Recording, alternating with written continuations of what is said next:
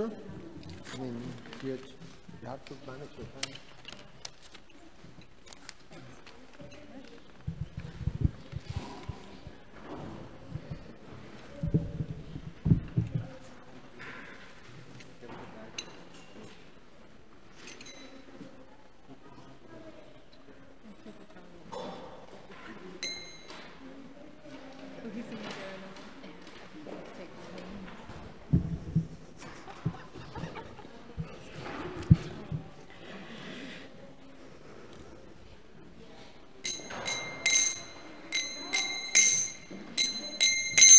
जय राधा माधवा जय कुंज बिहारी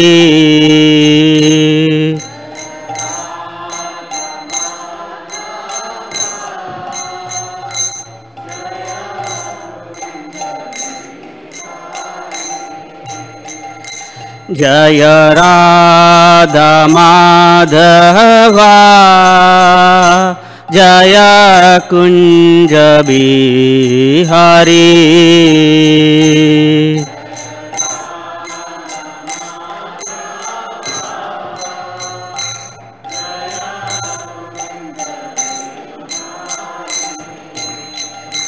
जय गोपी जन वल्लभा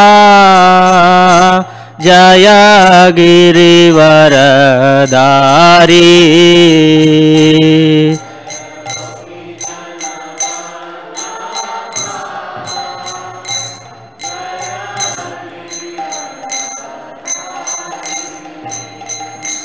जय गोपी जन वल्लभा जय गिरिवरधारी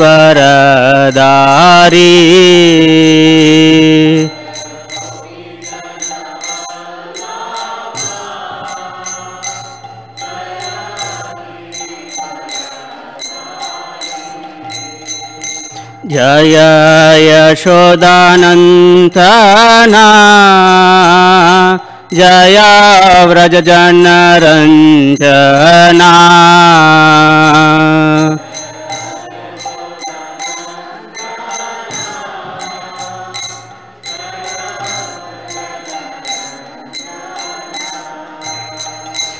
जय यशोदानंदना जय व्रजजनरंजना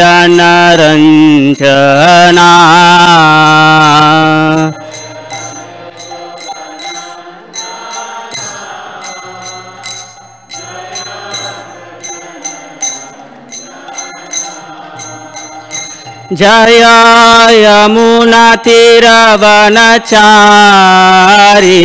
जय कुंज बिहारी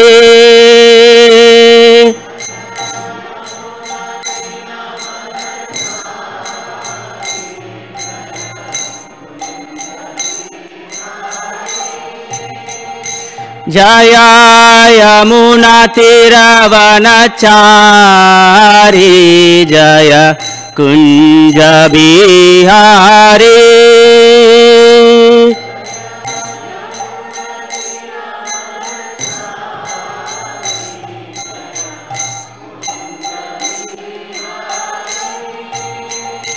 हरे Krishna Krishna Krishna Hare Hare Hare Ram Ram Ram Hare Hare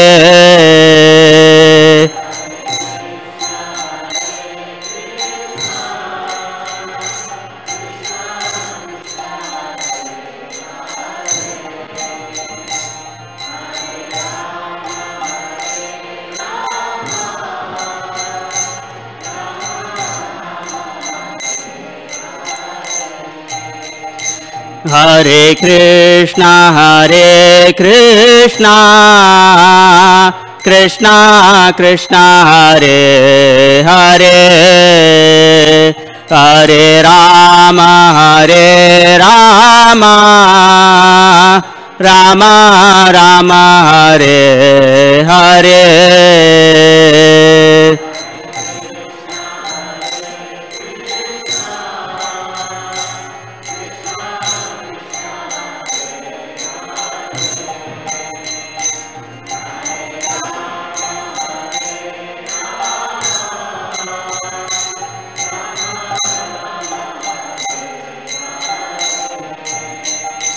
Hare Krishna,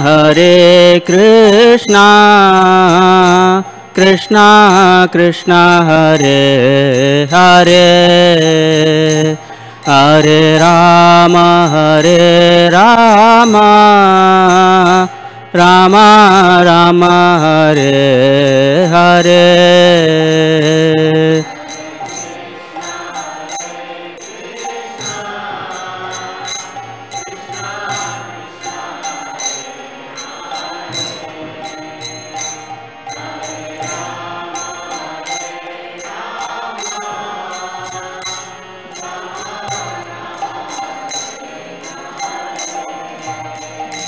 Jaya Radha Madhava, Jaya Kunja Bihari.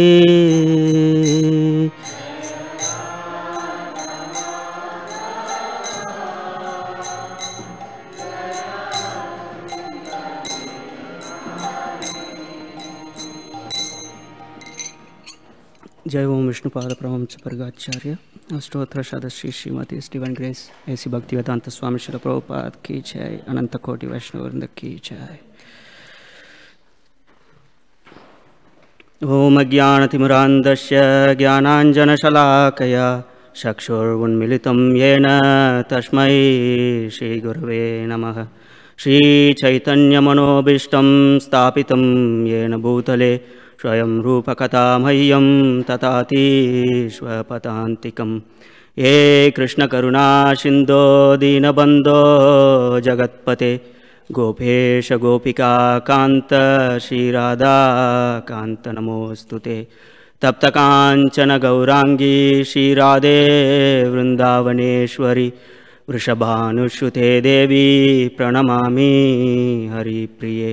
वाञ्छाकल्पतरूपस्य कृपा सिन्धुभ्य एव च पतितानां पावनेभ्यो वैष्णवेभ्यो नमो नमः।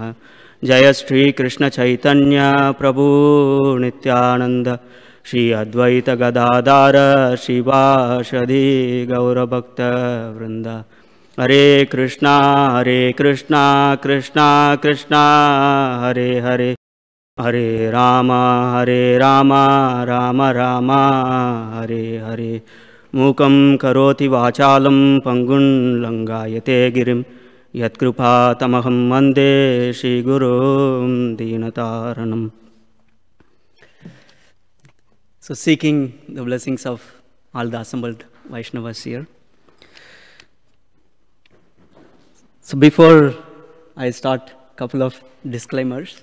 First one, my journey to remember Krishna just started, so I don't have that much to speak, and I'm having trouble remembering Krishna also. So my talk is going to be really short. So I will ask rest of the devotees to continue. It is not really a joke. Serious. Just kidding. This particular topic is, in some sense, very easy. In other sense, it is very, very difficult. Especially with me, if there are open-ended topics, I'll be keep on speaking. So I will ask maybe Radharaman Prabhu to tell me if I am close to my time. So I will stop. What is it? 30 minutes. So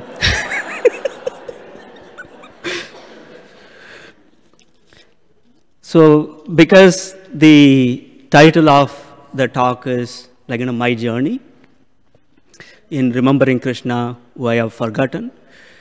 So I thought, like other speakers here, I will start with my journey from childhood. But I don't want to bore you with so many like different stories.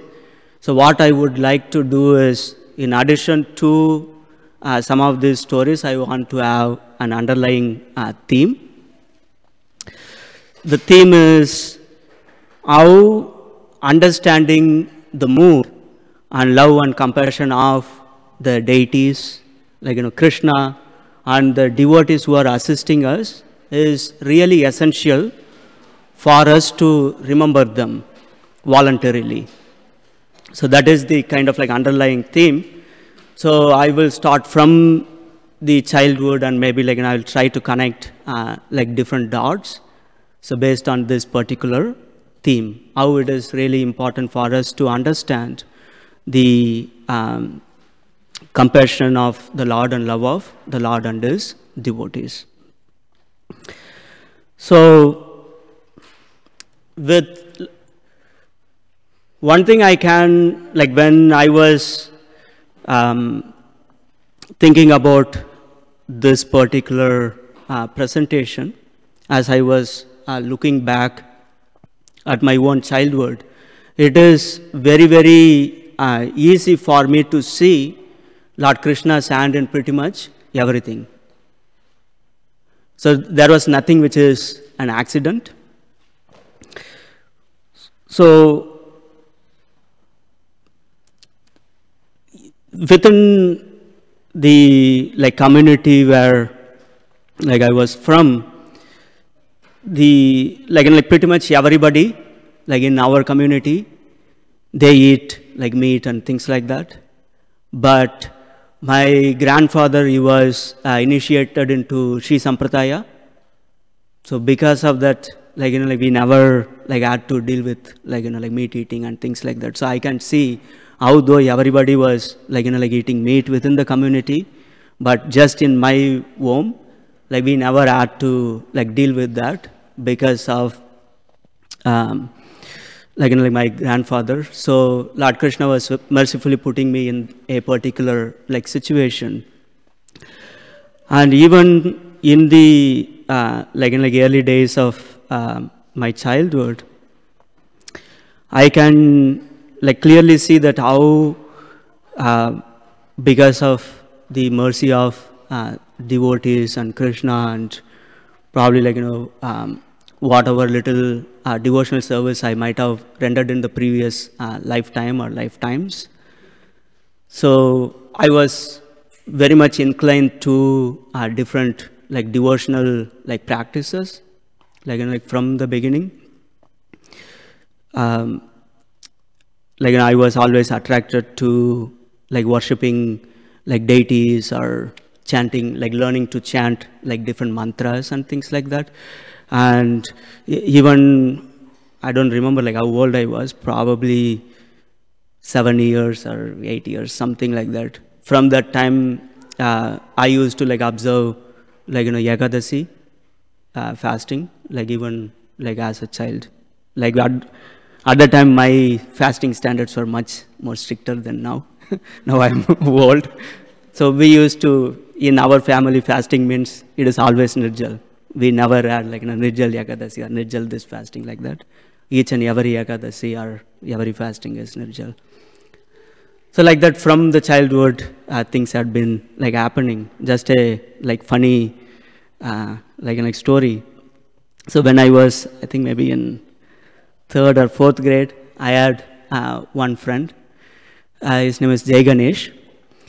And he used to like trick like people a lot.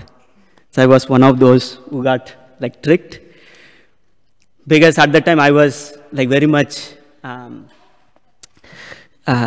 interested in, like as a child, my dream was to meet Lord Vishnu. So one day, one day I was talking to this guy, like Jai Ganesh, and I told him, oh, like I want to meet Lord Vishnu. And then he said, oh, you are lucky. I know where he lives. We need to cross 7 mountains and 7 rivers, 7 this, 7 that. I will take you. But like the distance is a lot. So we need to leave very early in the morning. Then I said, sure. So we started like, like very early in the morning. He said, but when you come, you need to get like lot of money. So so that when we are walking, you can buy me stuff, so both of us can eat, and so we will be kind of relaxed when we are going to meet Lord Vishnu. And I said, yeah, that sounds like a good idea. So got some money. So we started like, like walking. Probably we might have walked like, several miles. Then he said, okay, it is like too much distance, so let's eat something. So we were purchasing things and eating, then walking a little bit more and a little bit more. And then when it is like afternoon, then he's like, okay, now it is too late. So Lord Vishnu is going to sleep. So we don't want to like, go and disturb him. So we will go back. And I said, okay, so next time we will start little early. Like, then like that we used to do several weeks. Finally, I understood he did not know where Lord Vishnu, like, resides. So I thought, like, the main point I wanted to make is that how in scriptures when Lord Krishna says that I preserve like whatever you have, and like, that is like really true. So I can see like that there are so many instances where I can see how the Lord orchestrated so many different things. Like, all of us taking birth in a particular family or having natural inclination to like worship the Lord. At the time I was not a like devotee, but still I was given an opportunity to take birth in a particular family where practicing devotional service is like very like easy. And then even the way like I came to the United States, and like when I look at each and every like aspect, I can clearly see Lord Krishna's like hand. So like after my undergraduation, I gave one entrance exam. I cleared that, and I was supposed to be placed in like one of the like very well reputed institutes in India, but I got admission before I even completed my undergraduate degree. So there was some issue in getting a certificate. Then I said, forget about it. I'm not going to like do that. And then I was preparing for like GRE and TOEFL so that I can come here. But in one sense, I was a little bit inclined to do that. In other sense, I was not that serious. And when I was applying to different universities, I was not planning to like apply to wherever I applied, like Penn State University and like other places. But my elder brother was insisting that I had to apply because the deadlines for applications and all those things were way past. I think the time I wrote my exam itself is in October or November, like that, for admission in like January. So it is impossible to get like admission. So I told my brother I'm planning to join in fall, like in August, September time frame. But he insisted that I apply early. Then I said, if you want to waste your $50, sure, I will apply. So I applied to some of these universities, but I was supposed to go to a different university because I was talking to a particular professor, and he was going to give me full like assistantship. So it is pretty much a done deal. I was supposed to apply to that particular university. Then he will give me an official like admission letter. So I applied to that university. Then I also applied to Penn State. And Penn State, I did not know anybody. And I just like applied because you can choose 3 universities without paying any additional money. I said, okay, sure, Penn State. Like that, I applied to Penn State also. But within, probably like within a couple of days after like I submitted my application, I received an offer letter with like full assistantship and full like tuition waiver from Penn State University. I did not even get in touch with anybody, and they gave me. Then I said, sure, like I will go to Penn State. So I went to like Penn State. there I met a devotee in a very unusual circumstance. I had a former roommate who was living in Pittsburgh. Maybe after 1 or 2 weeks after I joined Penn State, I wanted to visit him in Pittsburgh. So I was taking the Greyhound bus and I was traveling in the bus. And then I had, when somebody is keep on looking at you, you get a weird sense. Somebody is actually looking at me. Like that I was in front of the bus and I had some kind of weird feeling. Is somebody keep on looking at me? Then I turned around and there was one devotee. At that time, he did not realize he was a devotee. His name is Rahul. So he asked me, can I come and sit in front of you? He was just doing the sign language. Then I looked at him, I said, sure, come on in. Then he came in and then he said, oh, I'm really bored sitting alone. So I wanted to have some company. So can we talk? I said, sure. Then we were talking. At the time I asked him, do you have any temple near Penn State? He said, no. The closest temple is, near Pittsburgh. We had Venkateshwara temple. And then I was asking, at the time I was still not a devotee. So I asked him whether there is anything else going on at Penn State. Any kind of student groups or things like that. At the time he told me that I don't know whether anything like this is happening right now, but I know that my roommate is going to roommate. I don't know whether he had just one roommate or 2 roommates, but he was telling that they are going to start a student club called Vedic Society.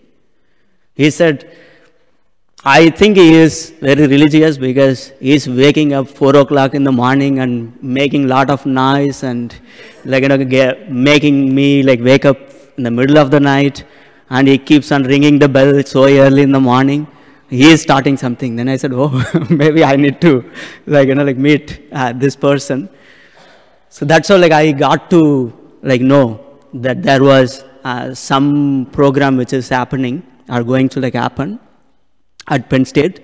So I was one of the earliest members of that Vedic Society, which is a student club at Penn State University where devotees were practicing Krishna consciousness. At the time, His Holiness Rompa Swami Maharaj used to come, 3 or 4 times a year. So I know this, all these things happened in January of 2001. So that was when I was introduced to Krishna consciousness. So I know Maharaj from that early 2001 onwards, where he was keep on coming to the Vedic Society and giving his association and training all the devotees. And so that is one part. Then even the way I came to Chicago, because I'm talking about how I came to different places. So let me add this one also. The way I came to Chicago is also very mysterious. So in 2006, I took shelter of Maharaj. Then I think in 2008, fall of 2008, I was doing a postdoctoral fellowship at Alabama A&M University, which is down south in Huntsville, Alabama. Because my postdoctoral fellowship was getting over, I was trying to apply to different places. I was planning to go to Hawaii and that place and this place. It is not, because these places are exotic. That is where they had some openings. I was just keep on applying. Wherever there was some position open, then I was just randomly applying to those places. So Maharaj, he has a, like in a system, like email system, where he will be writing the name of the devotee, and then within brackets he will put the place where the devotee is from. So before I was initiated, before getting the name Näma Ruci däsa, my name was Kathiravan Krishnamurti. So Maharaj used to put Kathiravan Krishnamurti within bracket Answal. So I was just applying to, Maharaj told, like, you applied to, you try to come to Chicago also. I said, sure, Maharaj. And there was no position open. I applied to Illinois Institute of Technology, where I'm working right now. I applied, and nobody even bothered to respond because they did not have any opening. I randomly sent emails. Do you have a position? I'm interested in, like, working for you. Nobody responded. Then one fine day, Maharaj changed my email address, in the sense, not email address, the, what is it? Yeah, so instead of saying like Kathiravan Krishnamurti Answal, he put Kathiravan Krishnamurti Chicago. And I did not see that. So the same day, I got an inspiration to apply to IIT, the same place I'm working right now. And I sent an email after 5:30 or something like that in the evening. This time I sent an email to one of my graduate classmates, Dr. Nate Anderson. I told him, can you please forward my resume to the Director of Human Resources? I don't know whether they are planning to hire anybody, but just in case, like, forward my resume. He said, sure. And he forwarded it very late in the night or very early in the morning. And the next day, early in the morning, I think before, from 7:30 to 8 in that range, I received an email from the Director of Human Resources. Are you still interested in the position? I said, sure. It is only like a few hours are passed. And I did not even know that they had a position. And they asked, are you still interested in the position? I said, sure, I'm interested. Then I came here for 2 days of interview and everything went fine. Then they gave me the position. After all these things happened, they created the position announcement. Like, this position is available. So like I completed all my interview and they unofficially offered the position because they cannot officially offer the position because they need to interview like all the qualified candidates. Only they can hire the best candidate. So they opened the position, like created the position announcement, then other people, they applied and they interviewed more people. Then finally, they like offered the job to me. So like that, like one word from Answal to Chicago, like made me like come to Chicago. Like that, when I look at each and everything in my life, I can very clearly see the hand of Krsna or the spiritual master. So that is like the first aspect I wanted to talk about. How the Lord and His devotees are like very merciful, and they do take care of like all the needs. Then the second aspect I wanted to talk about is kind of an extension of the same topic, which is the like love and compassion of the devotees. So in 2006, I think it is probably January of 2006, I got shelter of Maharaj. But though I know Maharaj for like 6 years, probably like I might have hardly spoken a word to him. Typically, my communication with Maharaj is through sign language. Do you want this? Then I serve Maharaj, and I don't like to bother him. So even the way I took shelter of Maharaj through email, not in person. I sent like a very long email to Maharaj. I don't. If I print that email, probably it might have been like couple of like pages long. At the time, Maharaj was traveling internationally. I think he was in Europe at the time. So I wrote a very long email expressing that I want to take shelter of Maharaj. He read each and every line of that very long like email, and he responded. Like, though he was traveling at that time, he wrote, "You will be receiving this email. That means I came to US," because he was typing the response when he was like flying. I pretty much revealed like everything to Maharaj from the time I was born until at that time, what I did, what I did not do, and pretty much everything I wrote to Maharaj. Now when I am thinking about it, it was too much. Maharaj carefully read everything, and he wrote me an email, which is also like pretty long. I was like very like surprised. He pretty much wrote whatever I have to do for rest of my life. In the first email itself, like he wrote, okay, what kind of occupation I need to take, and how to move from my current occupation to whatever occupation I have right now. Like that, he was going through each and every thing. So when I received that email, it was like really like overwhelming, because he was so loving and so careful in detailing like each and everything which I have to do. Then after that, I met like Maharaj in person during the Festival of Inspiration in New Vrindavan. So at that time, I was moving from Penn State to Huntsville, Alabama. So I went to meet with Maharaj. So then he was talking to me for some time. Then I went to Huntsville. He was so much like worried about me when I moved to Huntsville, because at the time there were no devotees in Huntsville.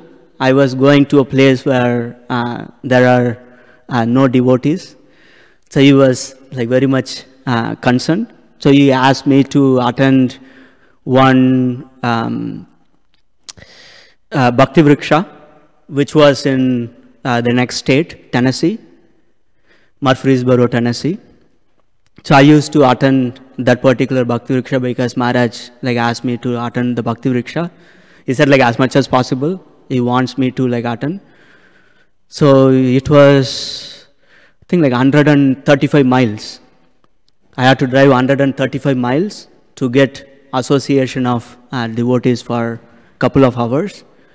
So when you don't have the opulence of having association with devotees, when we don't have something, then we value that. So I used to like drive 135 miles and have association. Maybe like at 11 o'clock I'll be driving back, and I'll be reaching like like Huntsville. Then at the time I also used to attend the second program, which was in University of Alabama, which is again similar kind of distance, 130 or 140 miles. I used to attend the second program the next day. So I used to be so tired just by like all this driving. So then, because Maharaj was very much worried about me because I don't have any association. So when I met with Maharaj in New Vrindavan, he asked me for my phone number. I gave my cell phone number. And I did not really think that Maharaj is going to call me. So I said, okay, Maharaj maybe he wants to keep it in his database or something like that. So I just gave the number. One day, like I received a call from Maharaj, and then I also he gave me his number, so I saved it, like Guru Maharaj, like that. And one day in the morning, the phone started ringing.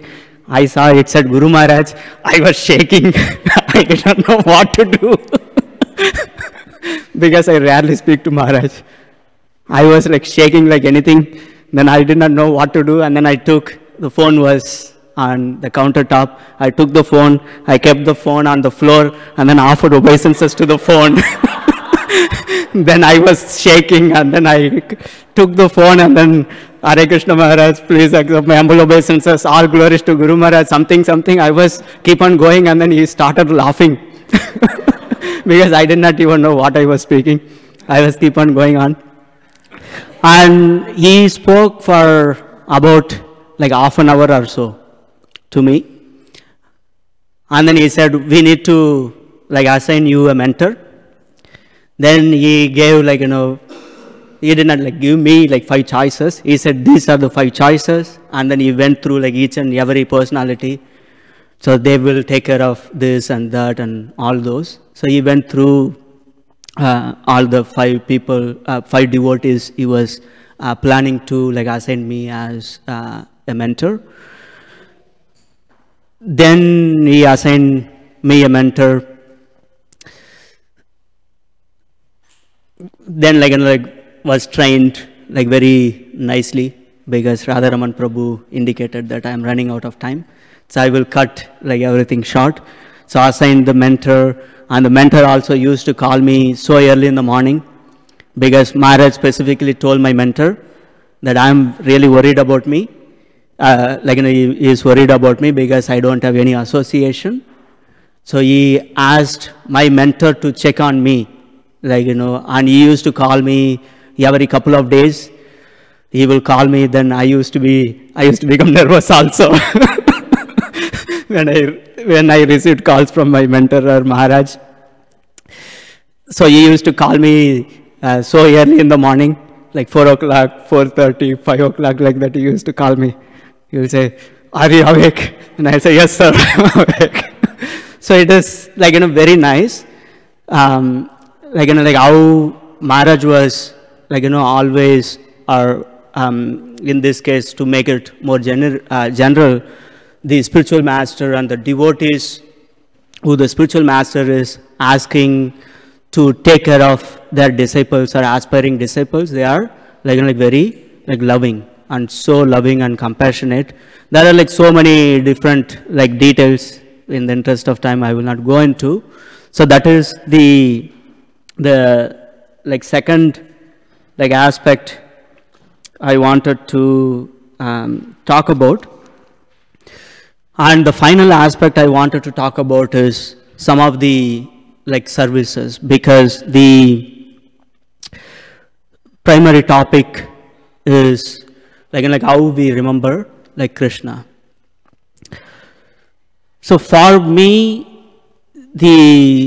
especially last year or 2, I've been meditating on a particular aspect a lot, that how it is very, very important for us to understand the mood of the person, the love a particular person has for us, in order for us to know that person fully.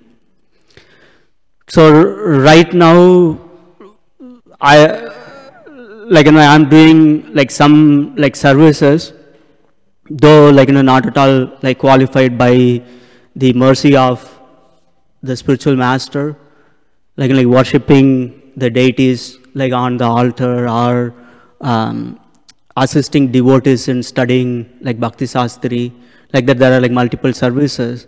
Whenever I do these services, one thing which is I'm trying to keep on meditating on is about the compassion and the love of different personalities. For example, Kishore, Kishori and all the deities here, how merciful they are, how compassionate they are.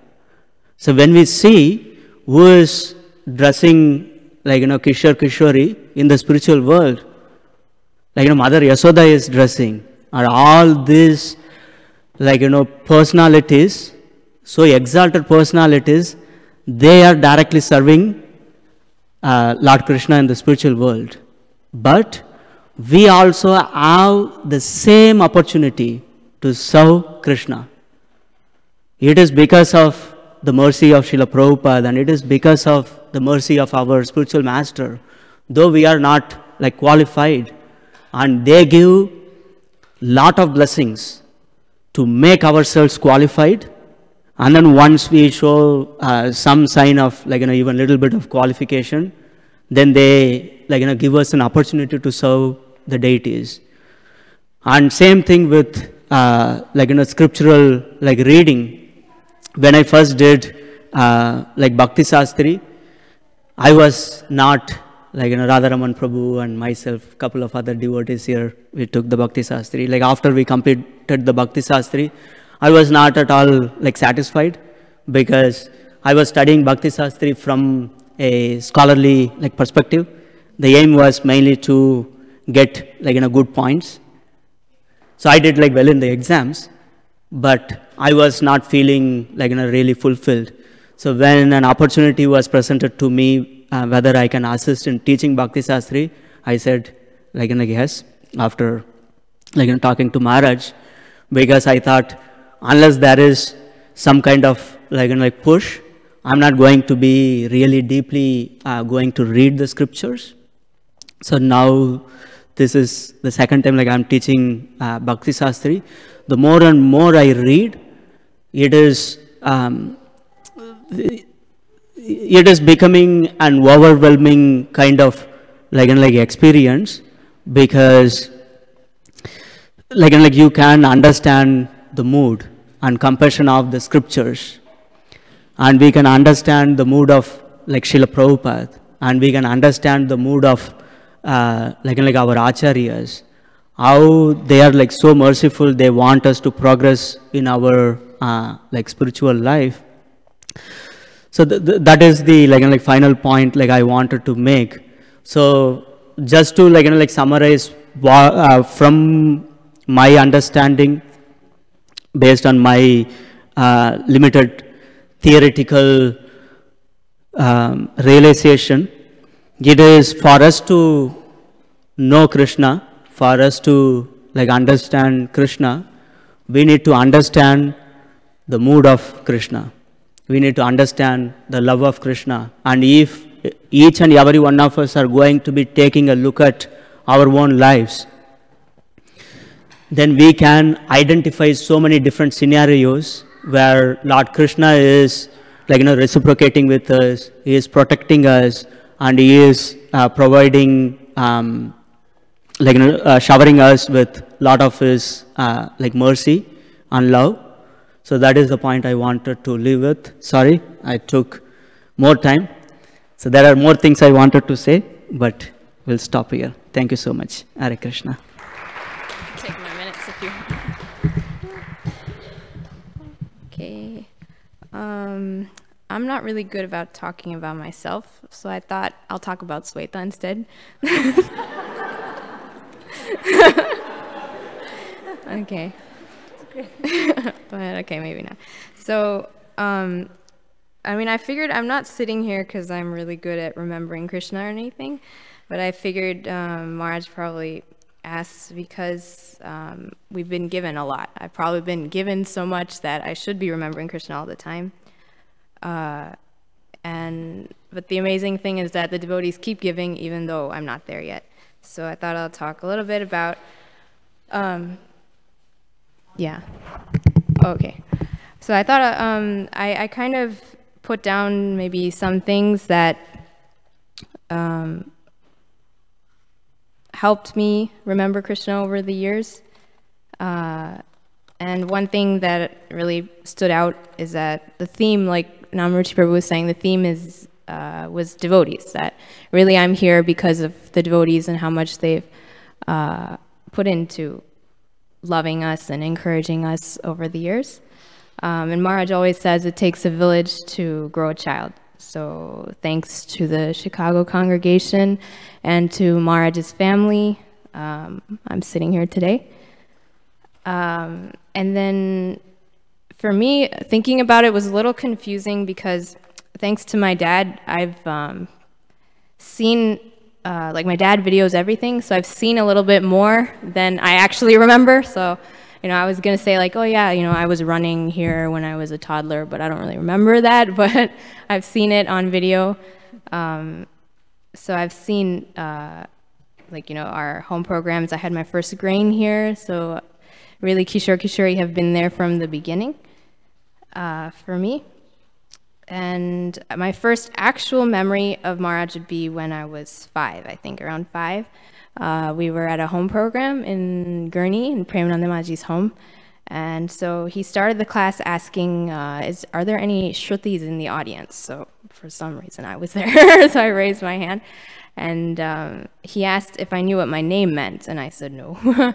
So he told me, somehow it was related to the class. So my name means the words that Krishna speaks, or the words of the Lord. So that really impressed me, and I was like, oh wow, I have a cool name. And so around 5 years old, also we started Sunday school here, and so we had a really awesome group of Sunday school teachers. So I don't know if I got the order right, but at least when me and my sister started coming, Gopasundari Mataji was our teacher. So she would really know how to come up with games for us to remember Krishna all the time. And I remember reading in Lilamrita, like Prabhupada and his sister, when they would be flying kites, they would be praying to Krishna, oh, please let our kite fly, and stuff like that. So like that, we would be like, you know, do you promise to Krishna that you did this or whatever, you know, like we'd be throwing around Krishna's name all the time in anything we're playing. And that's thanks to, you know, our Sunday school. And then we had Murari Prabhu after that, and he could always come up with ways to tell stories that were just, it kept us captivated. I think Maharaj has already told us a lot of times about how Murari Prabhu would keep us occupied more than the adults class was occupied. And then Premananda Mataji had slokas, like she had a chart to have us memorize slokas, so we were really motivated in Sunday school through that. And then we had Jayarade Mataji, and she was like really good. So one thing that she told us when we were younger was that when you chant, Krishna dances on your tongue. So that somehow impressed me, like, oh, when I say Krishna's name, he's, you know, in my mouth chanting. So that, dancing, sorry. So that impressed me to chant, and also to brush my teeth and keep my mouth clean too. But so I remembered Krishna then too. And then we had Ananda Vrindavan Mataji, Jagananda Prabhu, and Hemangi Mataji, Nityam Prabhu. So we had a lot of dramas, so that's a great way to remember Krishna, when you have to memorize what he says in the slokas and things like that. So like even when we read Bhagavatam now, like we'll be thinking about the dramas we did when we were kids. And I was somehow always Vishnu, and Sri Rupa would always be Lakshmi. I don't know how, but yeah, Mukunda was always Krishna. Yeah, so that was great. And, you know, Manasi Gangamaji, Pranatangi Maji, Hemangi Maji really did a good job of dressing us up, so we really looked the part. And we had summer camps, and the great thing was, like, we would remember Krishna, and also, like, it wasn't just always, like, studying books or things like that. Like, I remember during summer camps, Hemangi Maji would be there in our soccer games, too. And it was, like, you know, through everything. Like, the devotees made it such that we could remember Krishna at every time. And that was a lot of fun. Yeah, and then we got a little older. So then we had Soul Connection. So, you know, we got engaged through that, and we had Kirtan. And then we went off to college, so then we had, you know, mentors. And so I was lucky enough to stay with Nityananda Prabhu and Hemangi Maji through my 4 years of college and beyond until I got married. So really growing up, watching them, how they remember Krishna in their daily lives, was amazing. And then they were also taking up their responsibilities here, so watching their journey of taking up different responsibilities was really amazing for me. Yeah, and actually now that I have my own kid, to think about how they were able to embrace so many people while raising a kid is just amazing. Like, I can't think about beyond myself, but they were thinking about, you know, all of us kids and bringing us to their home and doing all those kinds of things while raising little Prahlad. So thanks to him also for sharing his parents with us.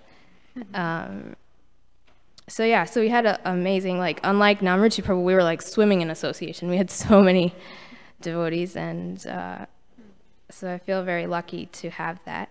And so that was one aspect that really helped me. And then the other one would be reading. I'm really into reading. Like, I love reading about Prabhupada. I'm not really philosophical or anything like that, but I love reading stories of Prabhupada's life and how he lived and how he remembered Krishna. And then that helps me too, because then you'll see the same, like, you know, I think Badrinarayan Maharaj was saying he'll walk along, he used to walk along Michigan beach here. So then when you go to the beach also, you're like, oh, Prabhupada walked here, and things like that. And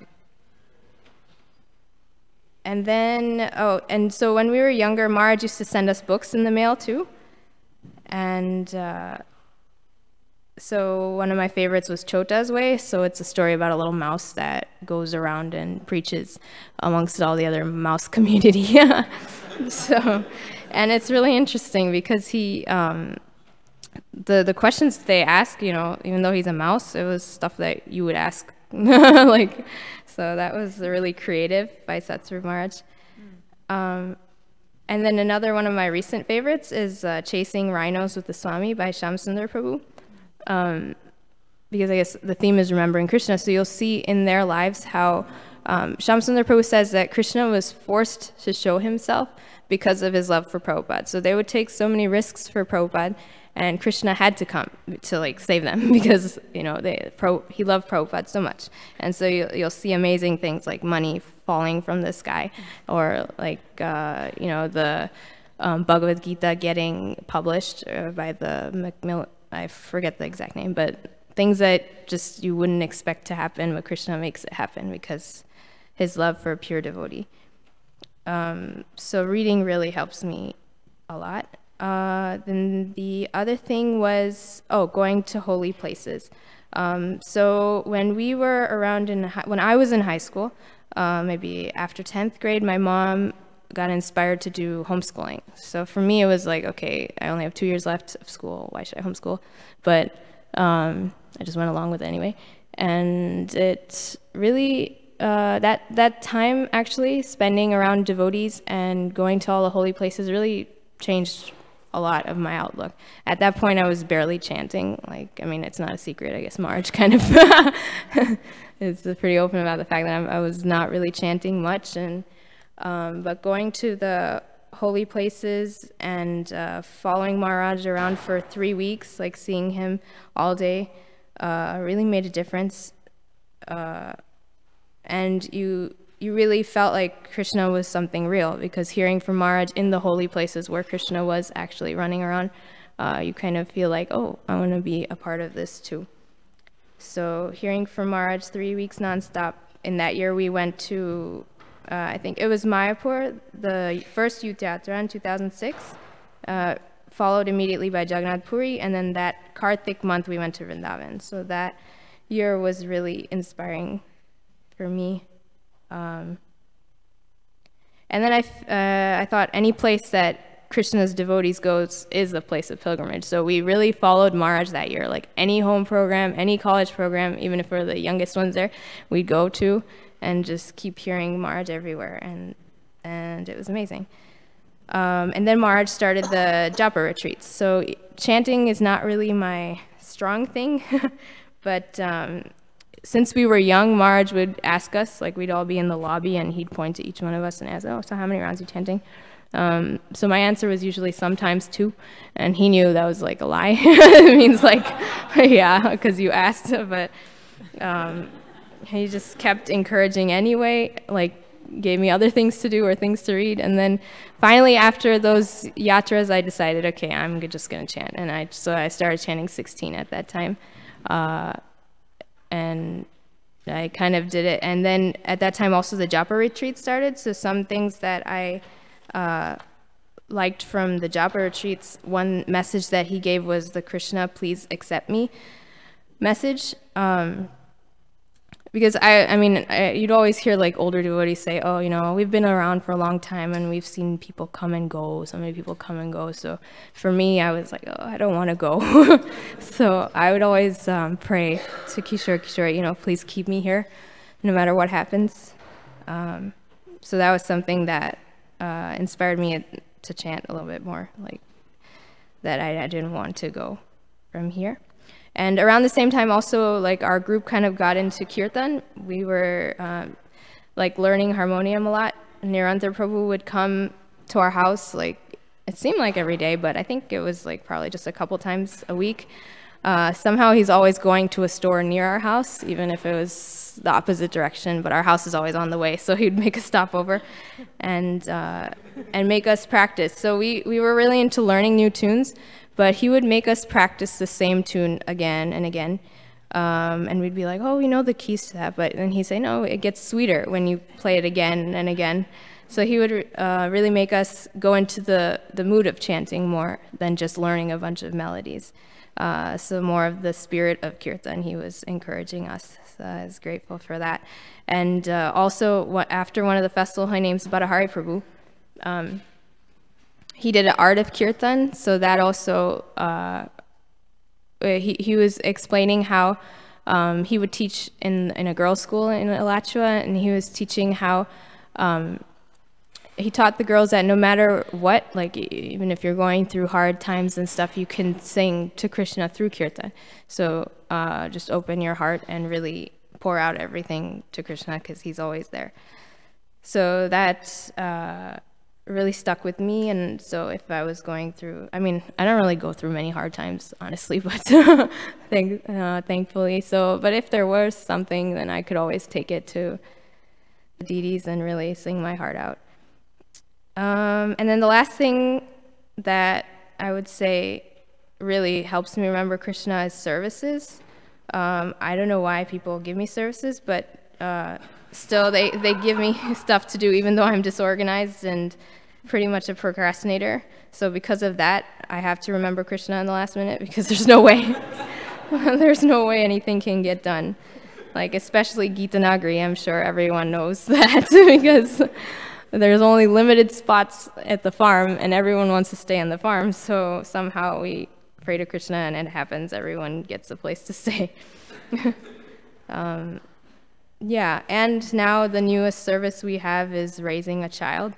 So that gives you lots of opportunities to remember Krishna and give you strength to catch the baby before she pulls something down and things like that. So yeah, so those are just some thoughts on my journey so far. And basically, I just wanted to say, I figured I could just get up here and say thank you to all the devotees and for, you know, bringing me where I am, if I'm anywhere. And I look forward to growing more and hopefully taking more of what I've been given. Yeah, that's it.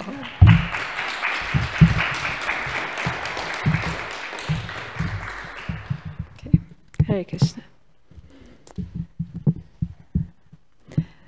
I didn't prepare my talk so much in a journey format, actually, because when I started contemplating this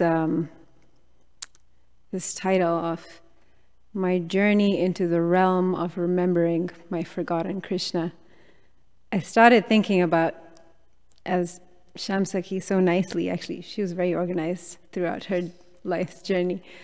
But I was thinking how when I was young, you know, I was just a silly little kid, and by the mercy of my parents, we met the devotees, and life was filled with activities like dramas, dances, shloka recitations, Sunday feast, the kids being encouraged to sing, lead kirtan. And I was realizing that a lot of the activities was centered around being in the temple. And then slowly it started manifesting in the house also. We would do service within our home as a family. But actually, I was going through the thought process of trying to prepare for this, and I was becoming overwhelmed as to how much I can say in terms of the journey. It's been a long journey, and a lot has happened. So I decided, instead of walking through my life, I'm gonna share like general things in my life that have helped me. Shishi Kishore Kishori ki jai, Jagannath Baladev Subhadra Maharani ki jai, Gaur Nitai ki jai, Srila Prabhupada ki jai. So I'm going to speak about, I think because of this, for the sake of time, I'm going to speak about 3 general aspects of my life which have deeply helped me to remember Krishna. The first aspect is outreach. So when I lived in Tampa, Florida from 2011 to 2014. And somehow or other, I became immersed in sharing Krishna consciousness with other people, because there was actually nothing going on in Tampa at the time. I was even warned by Malati Devi that don't go there. You have no association there. She was very, it didn't even take her a second to tell me. When I told her I got a job in Tampa, she's like, don't go. And I was like, well, it's all done now, it's all figured out. And I went, and actually it was a serious struggle initially because of the lack of devotee association. But myself and there was one other nice family of devotees who, by the grace of Badahari Prabhu, actually I got to meet this other family. And we started doing some outreach there. We started some bhakti vrikshas, and we also started a university program. And what happened is that other devotee, he left. He had to go back to India. And somehow it just ended up that I was like the only qualified person around. And so I had to start speaking. And it's really something it's very nerve-wracking for me to share philosophy verbally. It was also very interesting for me when Maharaj asked me to come here for this service. I was thinking, oh yeah, he'll ask me to do kirtan, and that's fine. And then I saw my name as a panel speaker. I'm like, this doesn't seem right. But the fact that basically the programs wouldn't have continued if I didn't take on the service of speaking, like facilitating the Bhakti Vriksha or the college outreach. And so I was like, okay, well, this just has to be done. And I clearly remember how I became more immersed in hearing about Krishna, more immersed in reading about Krishna, and being thoughtful about the philosophy and how can you deliver this to the different audiences that we were having at that time. It was really an intriguing process.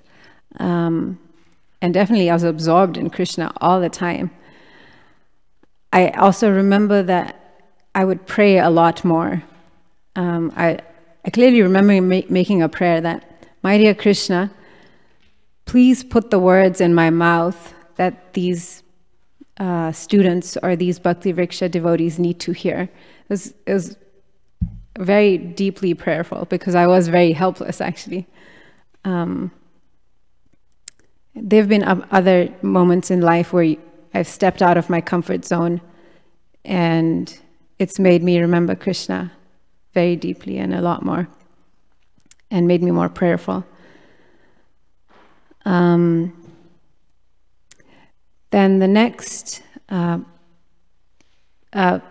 type of outreach that we do, which is really what I live for. I think I don't know what I'd do without Harinam. When we take the kirtan to the streets, it's the most enlivening thing for me personally. And I've grown a lot by doing Harinam.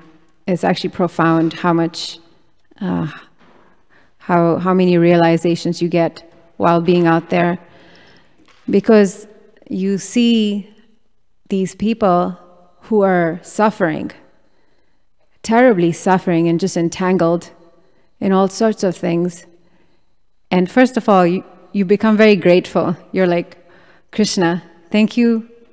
Thank Krishna that I'm with the Harinam party. Although anybody who passes by the Harinam is greatly fortunate. But I personally, I'm very thankful that Krishna saved me and pulled me out of the other side. And then second of all, you look at these people and you realize how much they need Krishna. Like, people are suffering terribly, actually, and they desperately need Krishna. So on Harinam, all these thoughts go through. And then when you observe, when you have the opportunity to observe how a person's life changes once they come into contact with Krishna consciousness, that's like the most inspiring, magical thing ever.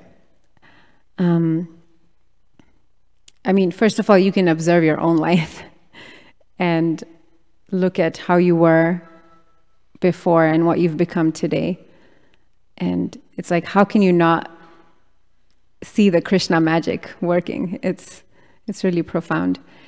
I've personally known one individual for 7 years. From the time he came to he met the devotees, you know, there he is with his afro and dressed in his, I mean, I remember the first festival he attended was Snan Yatra in the Detroit temple. And he was dressed in his swimming trunks. I mean, like, he was wearing, which was kind of appropriate, I guess. It's Snan Yatra. No. But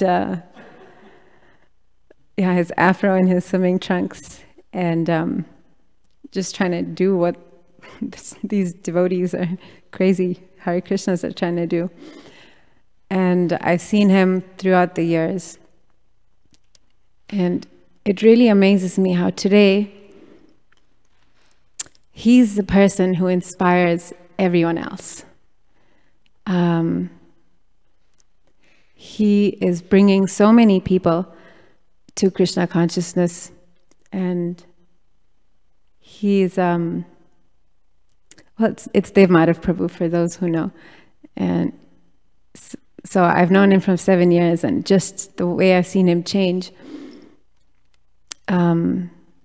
it really increases my faith in our process, and just makes me realize how amazing Krishna is, and how kind and compassionate he is. The real change, I think, in Dev Madhav Prabhu's life it's there because of how he's deeply immersed himself in studying our books and hearing from Srila Prabhupada.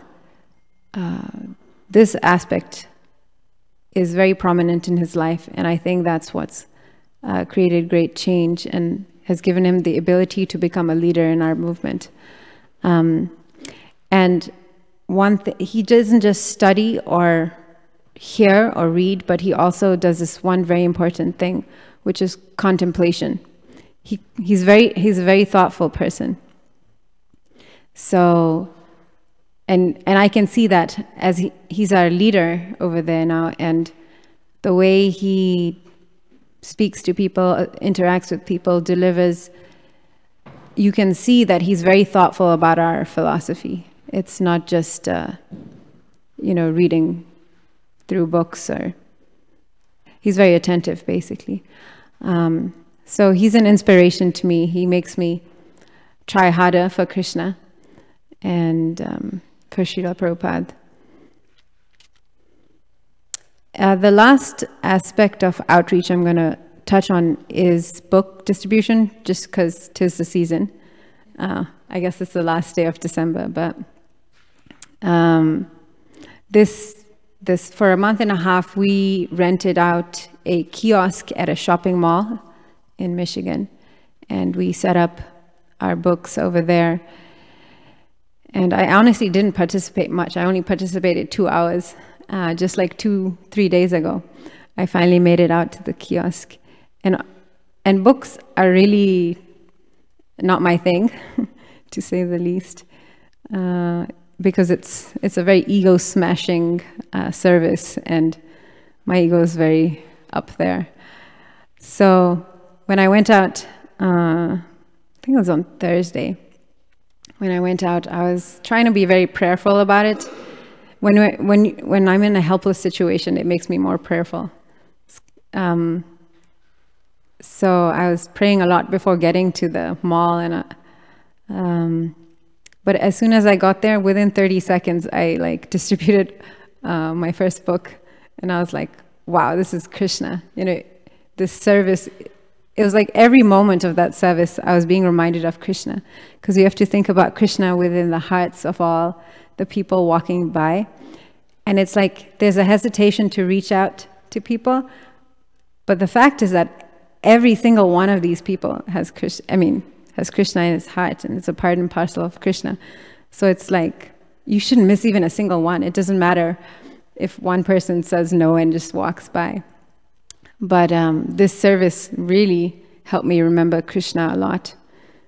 And near the end, when we were wrapping up, Siddhari Prabhu was packing up and putting the books away. And I had distributed a fair number of books, but I hadn't distributed a Bhagavad Gita. And earlier that day, I was listening to a talk by my spiritual master, Srila Krishna Das Maharaj. And Guru Maharaj was, basically, Guru Maharaj loves Bhagavad Gita a lot, and he always encouraged us to study Gita. And when I was at the end of the book distribution, I was feeling a little bit regretful that I hadn't distributed a single Bhagavad Gita, and I was thinking that this would really please Guru Maharaj if I could just distribute one Gita. So there was a large African-American person who was walking by the stall, and sometimes I'm a little intimidated to approach, just, you know, it depends. I'm like on the bodily concept, so I sometimes don't approach certain the people who look a certain way. But I was like, you just got to do it, you know. So I walked up to this person. I'm like, I don't remember exactly what I said, but, you know, I showed him the book, and Vaisheshika Prabhu teaches, extend the book out, so at least even if they just touch it, it's like mercy for them. So like this, I held the book out, and he took it, and I started saying something, and he started talking back to me. And then he's like, okay, let me try this out, you know, let me try. And so he flips to a middle, somewhere in the middle. And I think what we're taught is like, you shouldn't stop talking. Don't give them too much time to think too much about what's going on. But I have no ability to speak, actually. Like, I just like, my mouth was shut. I didn't say anything. And I was just standing there watching him flipping to a page thinking, he's gonna read something that's gonna like totally turn him off. But at the same time, I started praying in that moment. I was like, Krishna, Krishna, just let him see something, let something happen, you know. And lo and behold, Krishna hears our prayers. He read that if we don't do sacrifice, then how can we be happy? And somehow or other that struck his heart, and he's like, wow, this is profound. He's like, I want this book. I was like, well, haribol to that. So it just the process of doing book, that service really helped me, again, to pray to Krishna a lot. And a lot of this goes back to what Näma Ruci Prabhu started out with, is if we look at different things in our life, we'll see how clearly Krishna is always there. Krishna is the one person who will never ever leave us. Actually, the holy name is like that for me. This is a good time. The third, do I have time still? Okay. The third aspect I wanted to talk about, the third, maybe there'll be four, but if we have time, but third aspect I wanted to talk about is, actually this is the second aspect. I talked about outreach, and now I want to talk about adversity, actually, difficulties in life.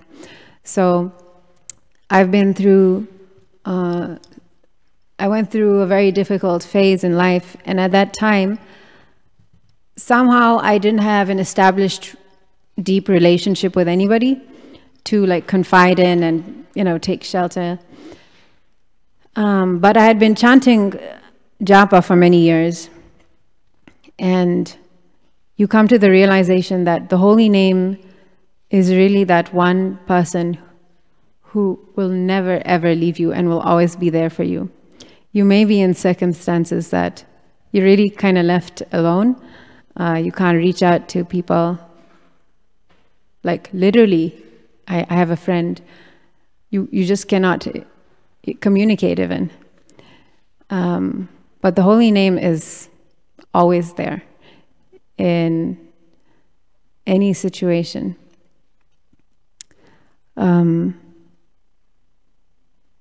So when I was going through this difficult time,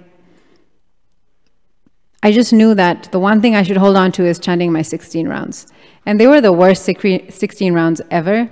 Like they were completely inattentive, distracted. It was just completely entirely mechanical.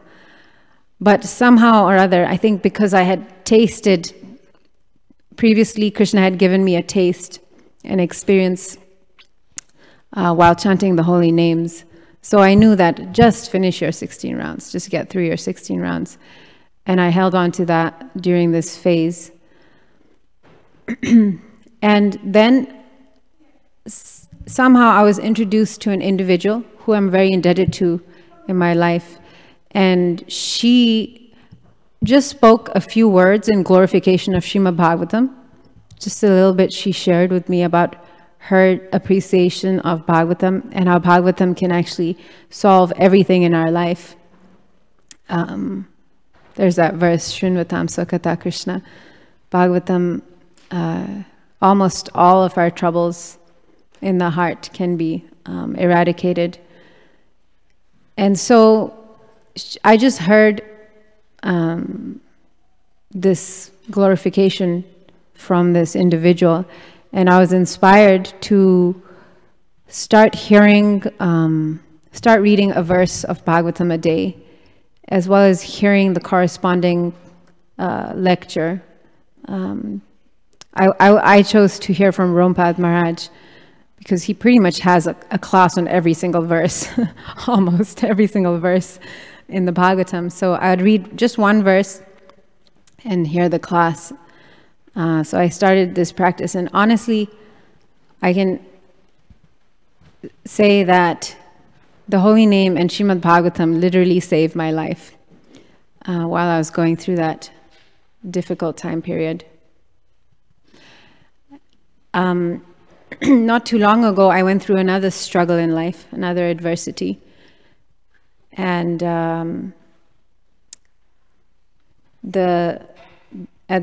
then I had actually developed some relationships with certain individuals.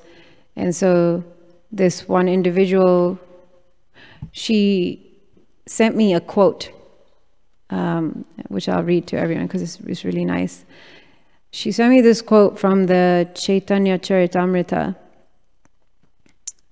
which is from Adi Lila 14.1. And the quote reads, "Things that are very difficult to do become easy to execute if one somehow or other simply remembers Lord Chaitanya Mahaprabhu. But if one does not remember him, even easy things become very difficult. To this Lord Chaitanya Mahaprabhu, I offer my respectful obeisances." So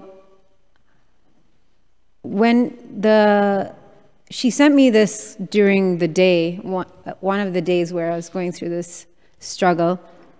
And that night, I was struggling, like really, it was like an intense struggle. And somehow my gaze fell on, I have a very large photo of Gauranga Mahaprabhu in Mayapur. It's like a really large, of his face. And when I was struggling, my gaze fell on his photo, on this photograph, and I remembered this verse. And I thought, all you have to do is remember Gauranga Mahaprabhu and you can get through anything. It really somehow hit my heart. Like it was like, this is the truth. All you have to do is remember Lord Chaitanya and you can get through anything. In fact, if you don't remember Lord Chaitanya, then even the simplest things you cannot overcome. So it seems like a very simple thing. It's one little quote out of the Chaitanya Charitamrita, but it actually transformed my whole perspective during that struggle. It became really simple to get through it.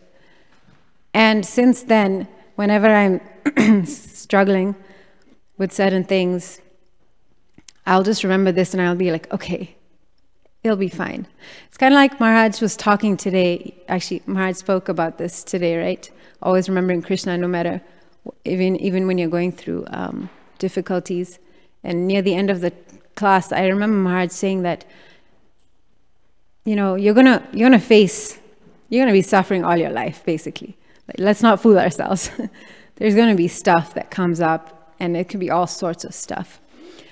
But you just have to know that it's Krishna's mercy, and it'll be okay. He said like this, it'll be okay.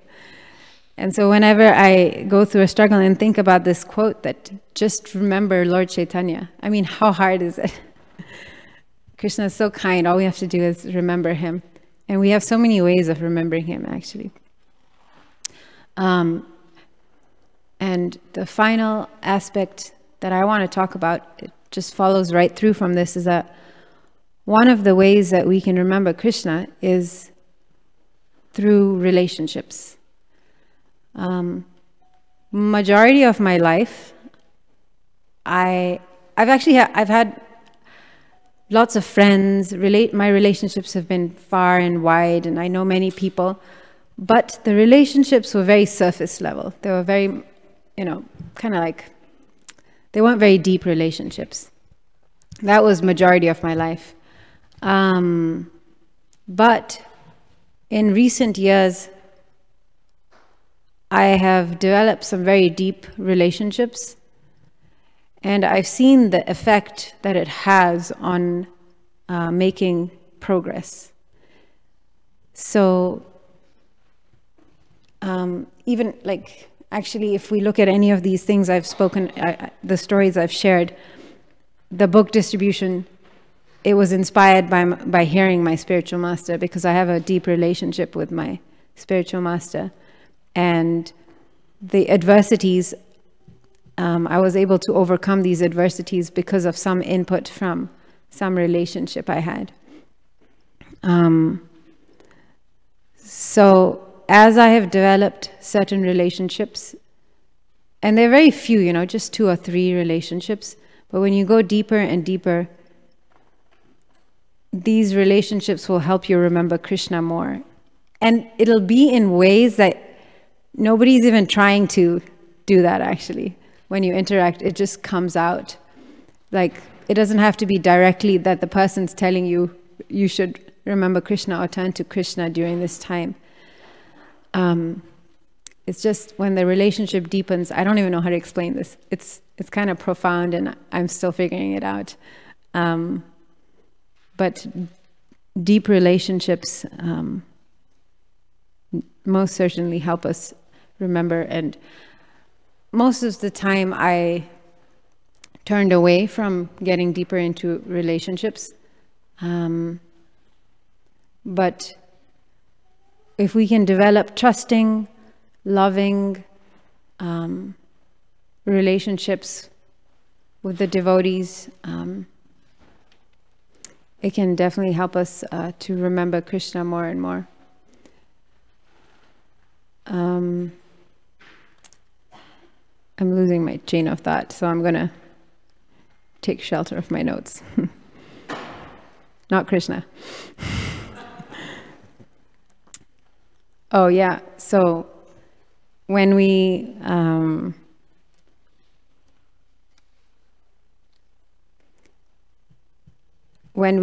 deepen our relationships, the fun thing that happens is our anarthas come out, or these, unwanted qualities. We start to see them very vividly.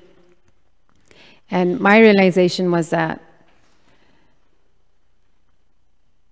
especially, well, for myself, it's like when I see these qualities in my heart, these qualities exist in my heart, which are really frustrating, actually, because they're, it's not cool stuff that comes out. It really, the only way I can think of, getting help is to really appeal to Krishna. It's like, what am I going to do about this stuff in my heart?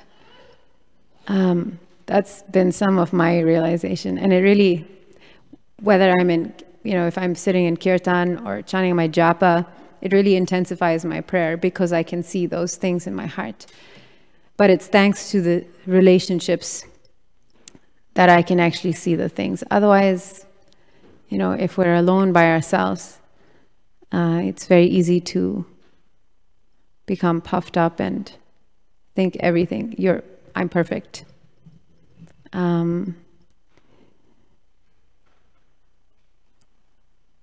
I recently started living in an ashram situation,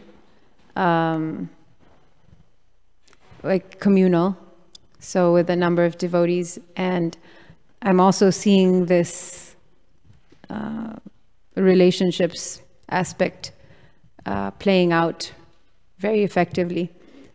It's very fun, and it's very, we have loving relationships, but they're also very purifying. But I can see that this purification is bringing us closer to Krishna, and helping us remember him more and more. I think the last thing I'll share is,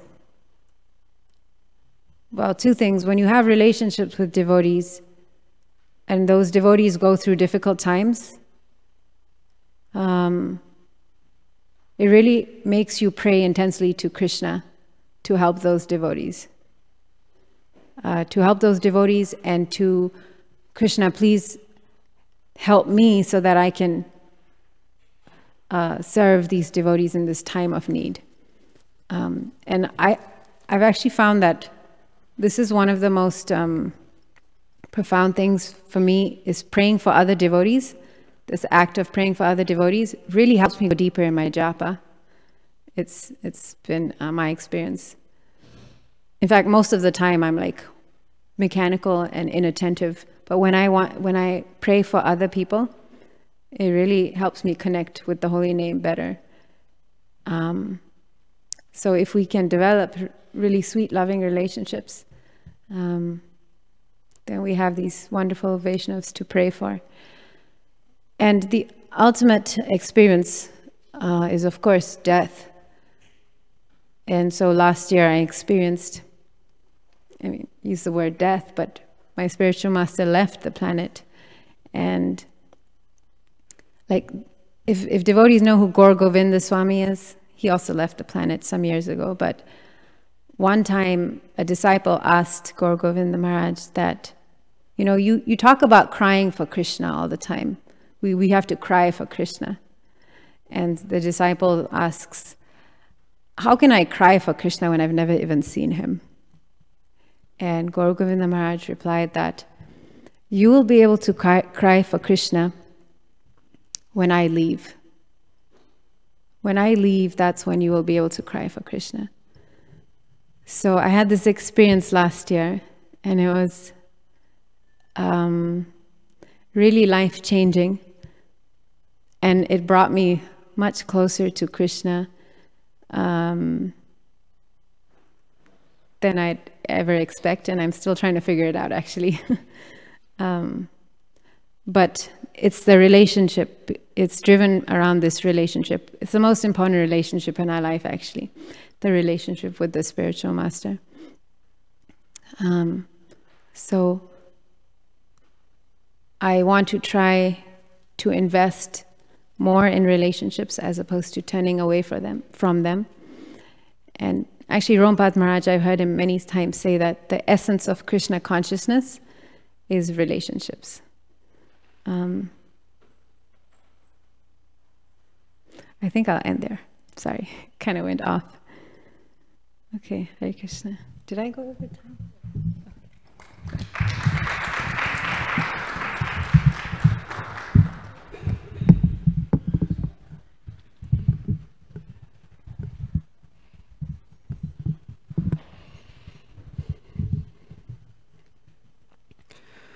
Namo Vishnupadaya Krishna Prasthaya Bhutale Srimate Srila Romapada Swami Nitinamine. Namo Vishnupadaya Krishna Prasthaya Bhutale Srimate Bhakti Vedanta Swami Nitinamine.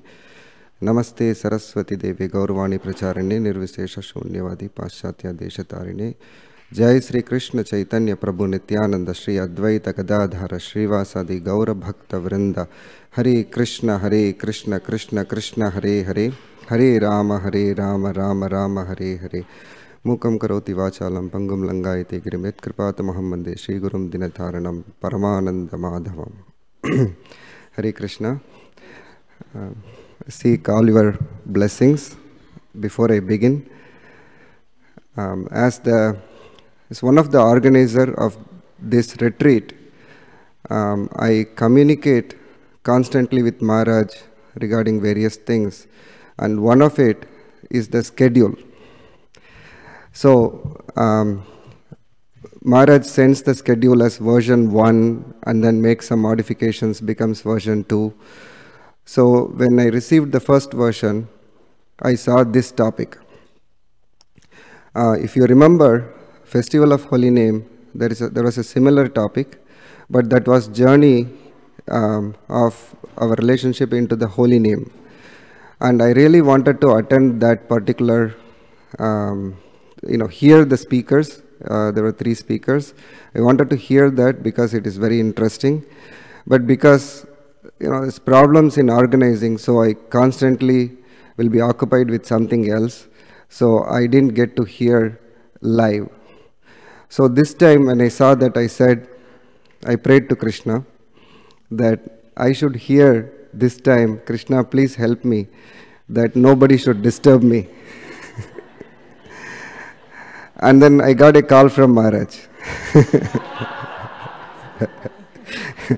And Maharaj said, this topic, I spoke to Nityananda Pran, and he said that if he is going to speak, he has to speak the same thing again, because journey of our remembrance into the Holy Name and Krishna and Holy Name are non-different.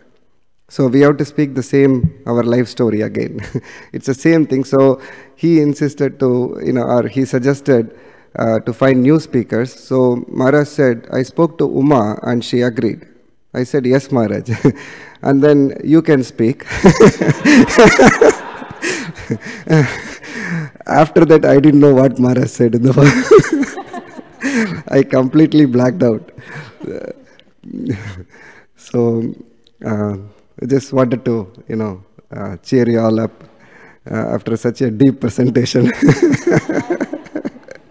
from Uma. The journey, I'm going to begin with, journey has a origin and a destination, but remembrance of Krishna continues forever. So there must be a destination because I have to stop. I've been given a time. So I'm going to start my journey just before my birth, and I'm going to end at the time of initiation, depending on the time. I may go into details or I may skip details. So my parents were born in a pious Brahmana family in Tamil Nadu. There was a, we call Maharaj as a sannyasi. In Tamil Nadu we used to call Swamiji. There was a Swamiji who moved from Kerala, and he was from a Shankara Sampradaya. and he established a mutt in one of the suburbs of Chennai, and he was very famous. So my parents moved into the vicinity of the Swamiji, and they started serving him. He established the goddess Bhuvaneshwari, and he called that Bhuvaneshwari Peetam. And every morning, my father and mother used to go for the puja or the arti, and then they used to recite Lalita Sahasranama. And my mother used to cook for the Swamiji every day other than the days that she could not. My parents had 4 sons. That means I have 4 older brothers, and I was the 5th. When my mother was pregnant, this Swamiji asked my parents, if you give birth to a son, you already have 4, will you give him to me? Meaning, can I accept him as a disciple and make him the successor of this mutt? So think about it. If you are the parents, what will you do? My parents agreed. They said yes. So fortunately or unfortunately, I was born as a boy. So that is the way I was brought up. I was not allowed to mix with anyone. Even now I have the problem. Mixing with many people. I was not allowed, and I was brought up in a proper environment. And at the age of 9, a Vedic Pandit, you may say, under the instruction of the Swamiji, came to my house. He used to come every day at 6 o'clock in the morning and teach me Upanishad. So I never liked it in the beginning, but later, after understanding him and talking to him and all those things, we had a very good rapport. So I started understanding and learning the Upanishad. The main thing in the Upanishad, it's very high Sanskrit, very difficult, but being from Tamil Nadu, the language Tamil does not have like Sanskrit syllables. Sri Sri Kishore Kishori ki jai, Sri Jagannath Baldev Subhadra Maharani ki jai, Sri Sri Gaur Nitai ki jai, Srila Prabhupada ki jai. So the language Tamil is not like Sanskrit. So you don't differentiate when you write a syllable from ka and ga and ga. So if you read in the Tamil, you will not be able to pronounce the Upanishads properly. So he had tough time teaching me because I don't know anything other than Tamil or English. So he had either Sanskrit, or he used to have a book in a language called Grantha. I don't know whether it is in use now. So then he got a book which used to tell me how to read properly, and the focus on the Upanishads are on the meter and the pronunciation. Those two are extremely important. So I learned major portion of Taittiriya Upanishad. Prabhupada quotes a lot of in the purports about Taittiriya Upanishad. So for example, I will say that Prabhupada quotes this: Yato va imani bhutani jayante yena jatani jivanti yat prayante visham vishanti.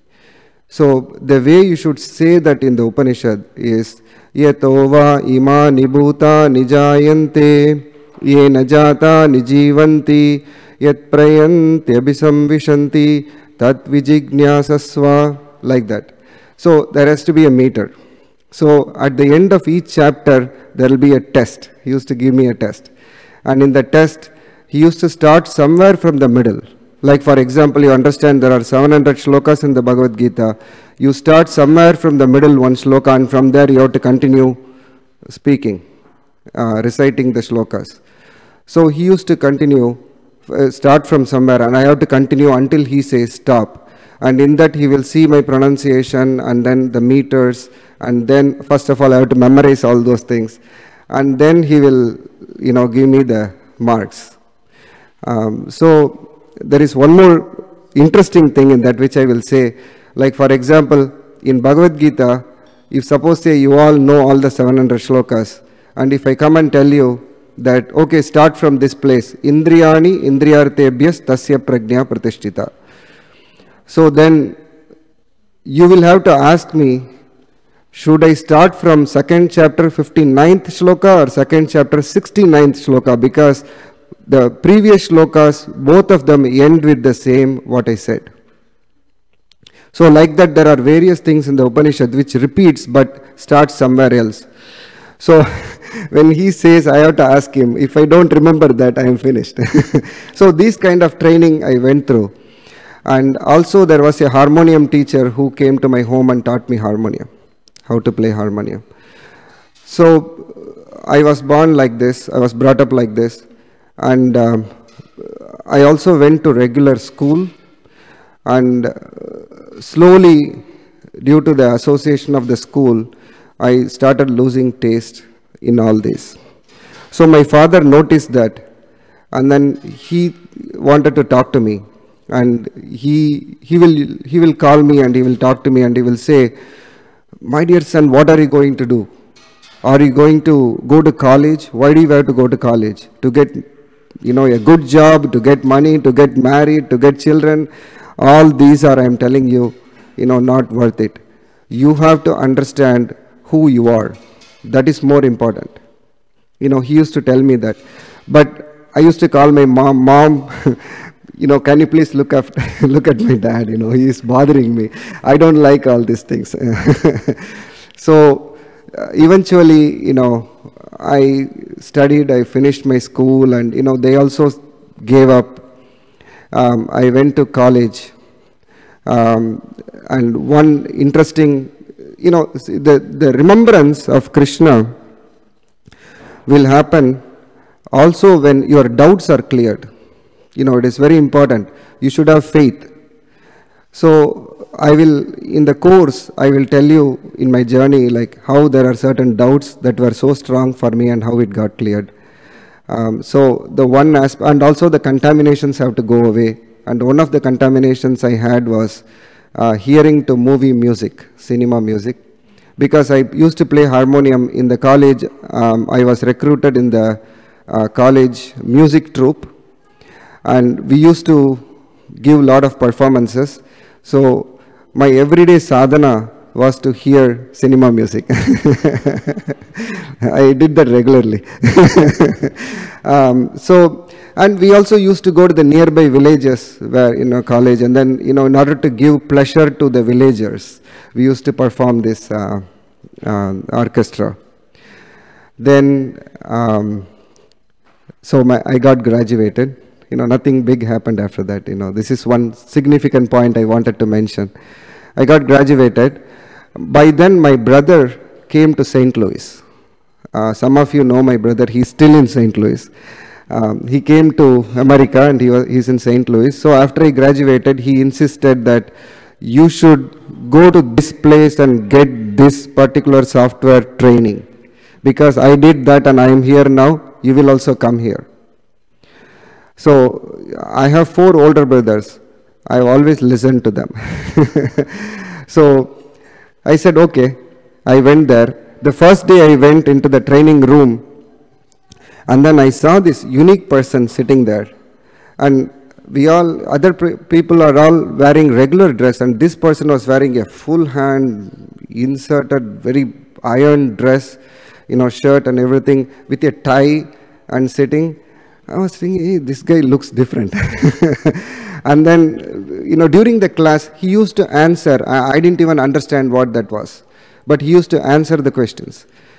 And during lunchtime, when we were in the lunchroom, he used to sit in a different corner all alone. And nobody bothered to go and talk to him. So we were talking, and first day I saw that. But the second day, I thought, no, this is not right. I should go and talk to him, connect with him. So I went there and then introduced, and he introduced his name as Raja Gopal. That was his name.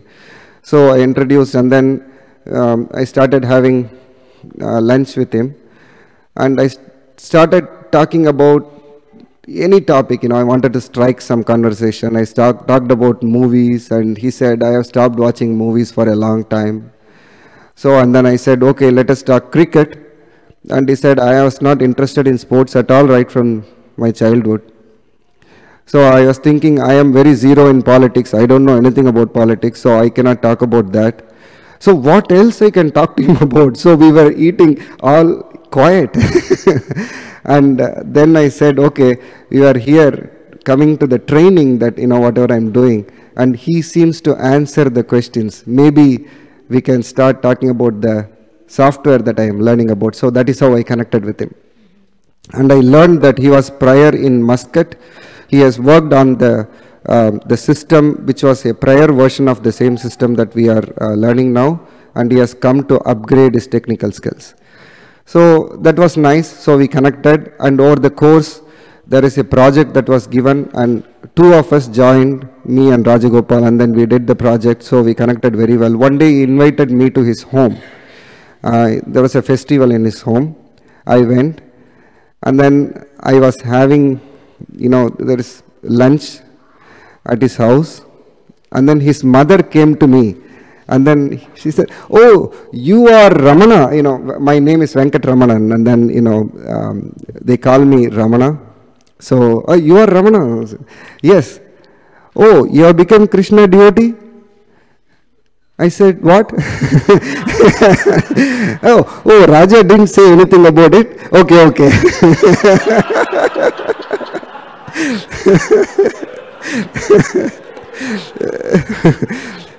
I was thinking, what is happening here? I looked at him. He didn't look at me. He was just eating. I said, okay, whatever that is. So I just quit.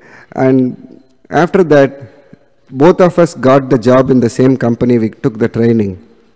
But he got, because of his prior experience, he got it into the software division. And I was coming out of my college fresh. So they put me in a training division. But in the training division, I used to get a lot of time, so I used to analyze a lot of books and read everything, and then go and talk to him and give him tips on how to do that. He had the experience, he used to do that. That is how we connected. And after some time, he got his visa, and then he said, hey, I have got a consulting job in Enterprise Rent a Car in St. Louis. You know anyone there? And I said, oh my God, my brother is in the same company. He's also a consultant. So he said, okay, so after discussion, he came to St. Louis. My brother picked him up, and they shared their apartment, and they lived for like 1.5 years there. So in the meantime, so I never lost touch with him, because whenever my brother called India, I spoke to him for a couple of minutes.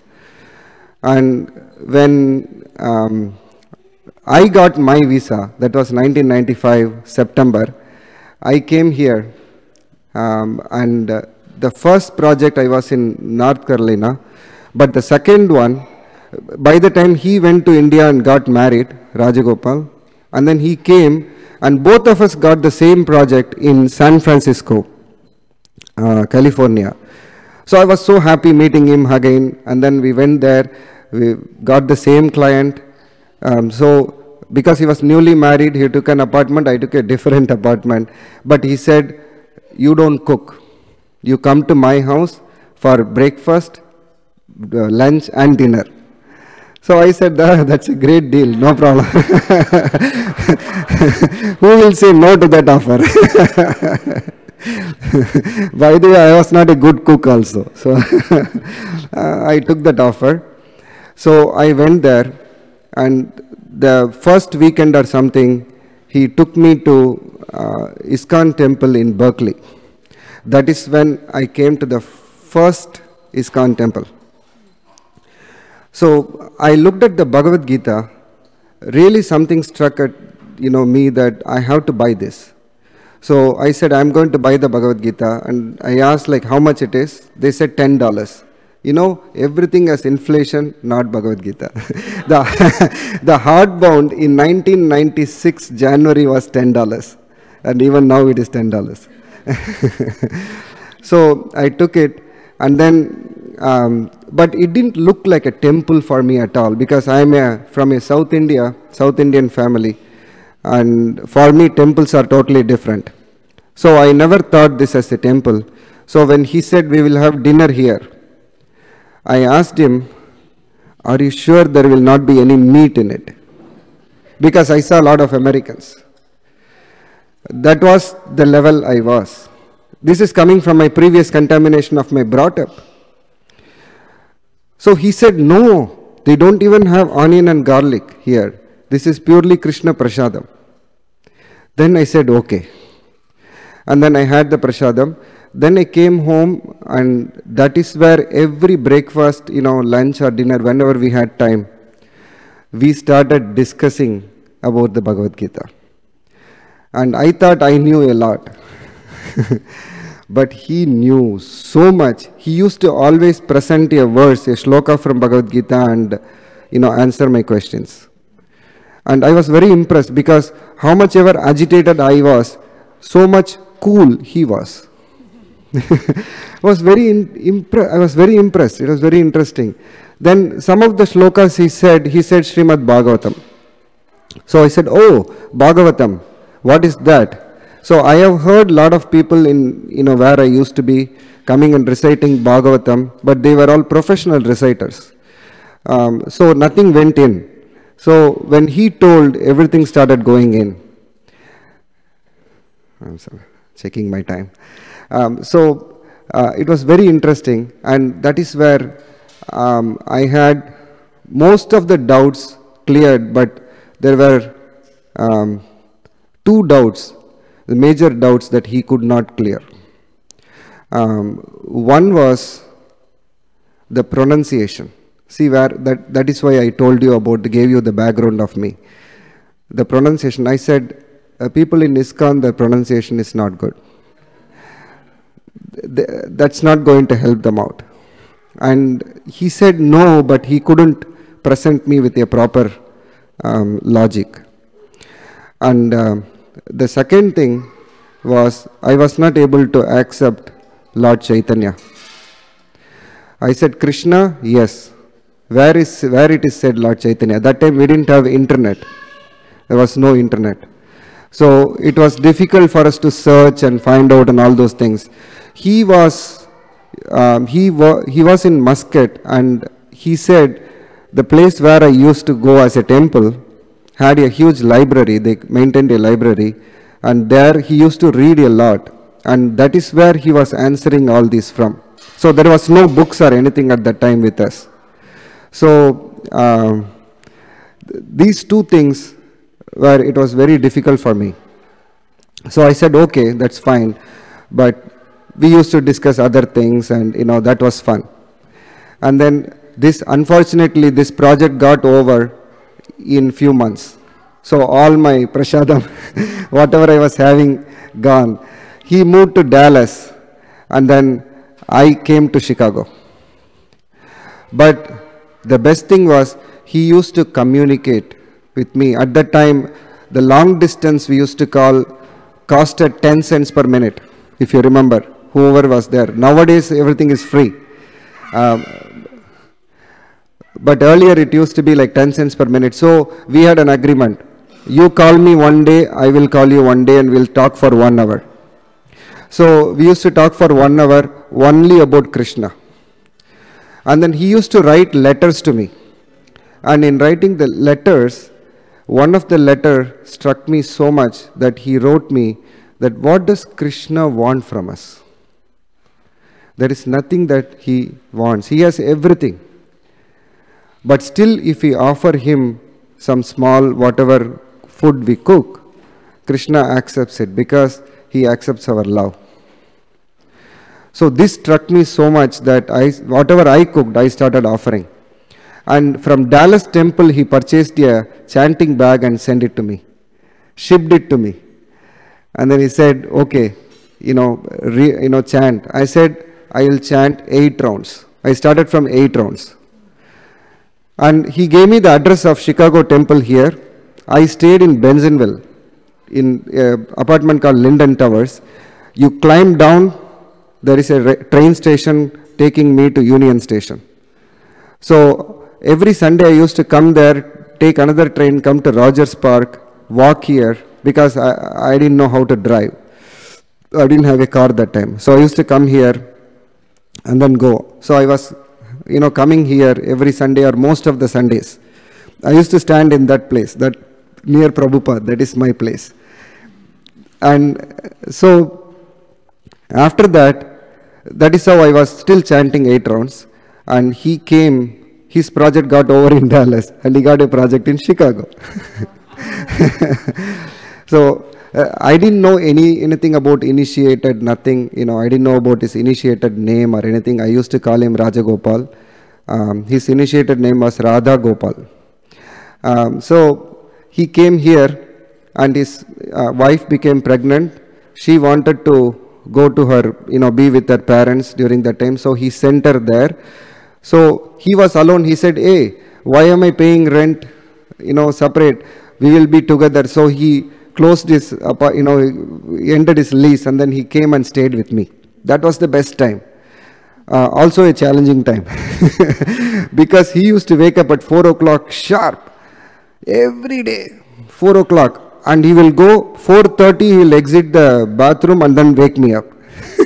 I said, why are you waking me up at 4:30? But he said, no, this is the best time to chant, So we used to chant.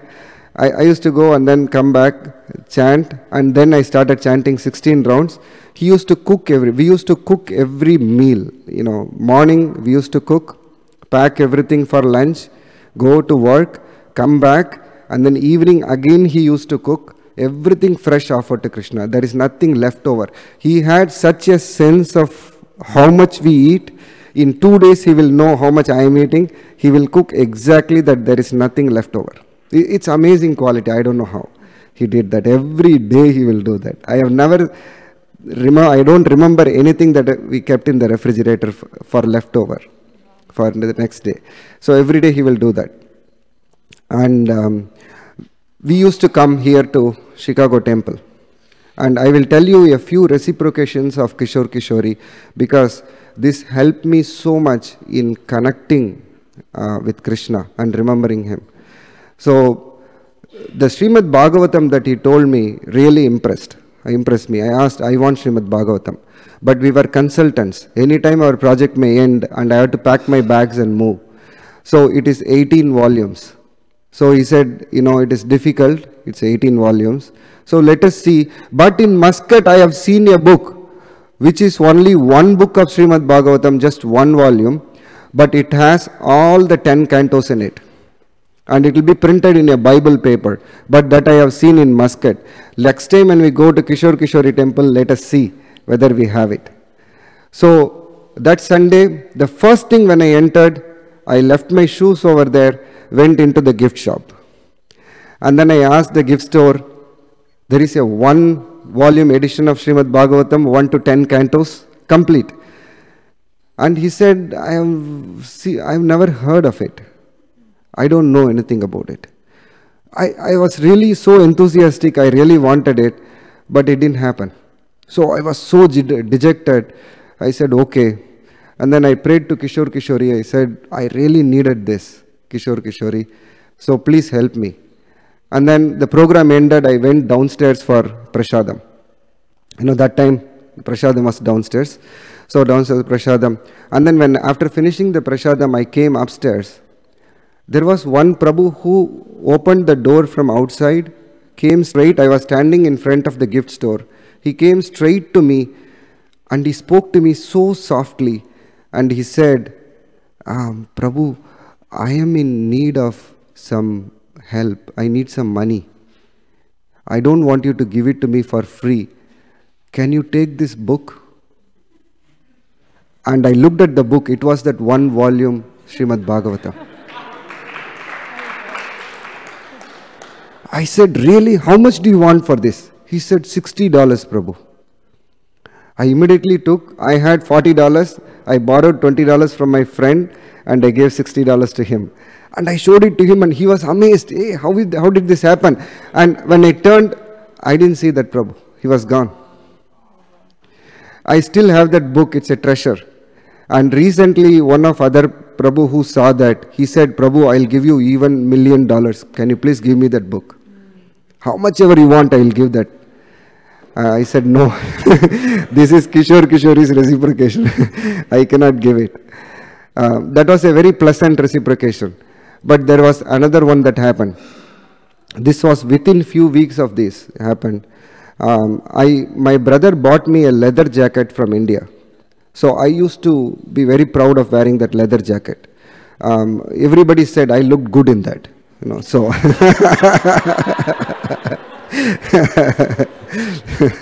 so I was really proud of it. And I came to Kishori. At that time we used to hang the jackets over there where we leave our shoes.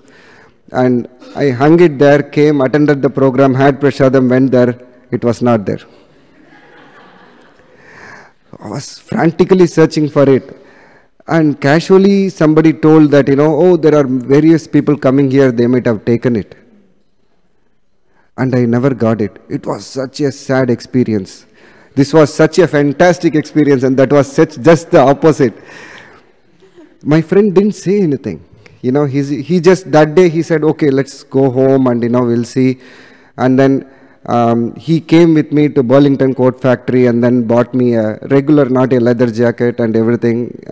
But then he told me that, you know what, leather is not good. Lot of karma. So whatever Krishna did, he showed his mercy on you. So it is good.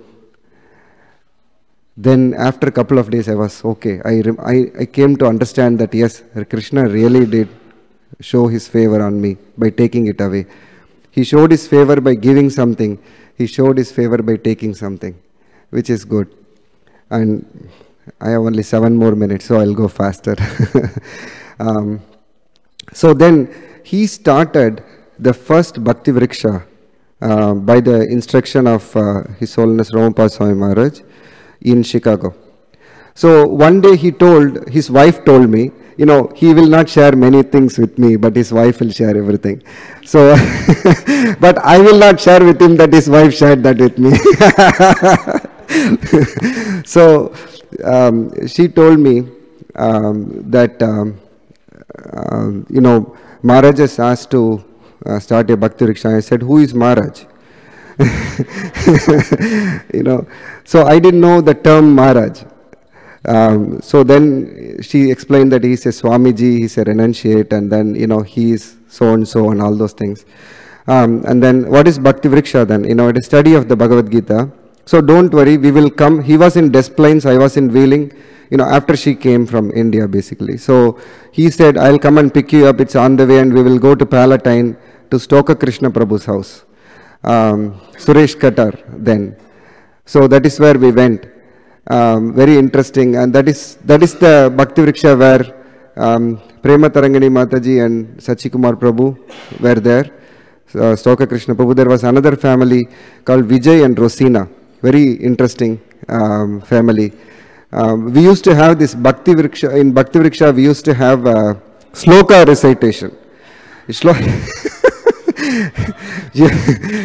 He was very strict. Not even, one translation word should be here and there, he will say wrong. This time, shloka, we have to recite this. Next time, we will memorize that by repeating. Next time, we have to say without saying. So, I still remember, never was there a time when I did not exist, nor you, nor all these things, nor in the future shall any of us cease to be. So, I remember all the translations because for me, getting the shloka, Sanskrit was not a problem. English was not a problem. And this Vijay Prabhu, he moved to India, I think. I didn't see him after that. This Vijay Prabhu was so intelligent that he will say, I will go last. So by the time we all say, just by hearing, he will memorize. Amazing quality. You know, he used to say. And, you know, the Bhakti Vrikshas were nice, but I told him, you know, I will not speak much. I am kind of a shy customer and, you know, I'll not speak much. He said, all right, you just come and sit. Not a problem. So, so many stories about the Bhakti Vriksha, but I wanted to say that Krishna revealed to me the answer to the first doubt about the pronunciation. Because of time, I will end here. I'll say some more things on the end. So in Vishnu Purana, this shloka was brought to me, and it was amazing that it came when I was reading something. I read, it's in Chaitanya Charitamrita, I think. It says, Murkho vadati Vishnaya, Dhiro vadati Vishnave, Ubayo rapi samam punyam, bhavagrahi janardhana. It says, you know, when we put tilak, right? Keshavaya namaha, Narayanaya namaha, Madhavaya namaha, Govindaya namaha, then it's not Vishnaya namaha, it's Vishnave namaha, right? So Murkho, one who does not know, he chants improper grammar. He chants Vishnaya, Narayanaya, Madhavaya, Vishnaya.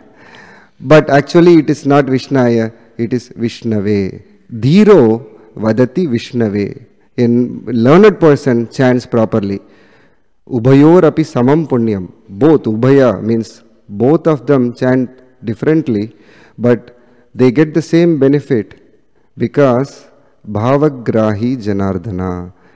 Krishna does not see how you pronounce. Krishna sees your heart. Wow, that was so nice. So I saw that so much load from my heart went down. Otherwise, this was bothering me. Why are they not chanting properly? Why are they not pronouncing properly? And then Rupa Goswami in his Padyavali also have mentioned a wonderful verse, which if I have time, I will mention at the end, which is very inspiring. But I'll just move forward because of the time. And then Chaitanya Mahaprabhu, very important for our Sampradaya, but I couldn't take him. I said, I can understand Krishna, but not Chaitanya Mahaprabhu. So my friend asked me to study Chaitanya Charitamrita. Maybe, you know, that will help you. It really helped me. When I read that, various shlokas just went through my heart like Rama's arrows. And one of the shloka I just still remember. Ami vriddha jaratura likite kon paye kore mone kichu smarane na hoy na dekhiye nayane na suniye shravane tabu likhiye bhada vishmay.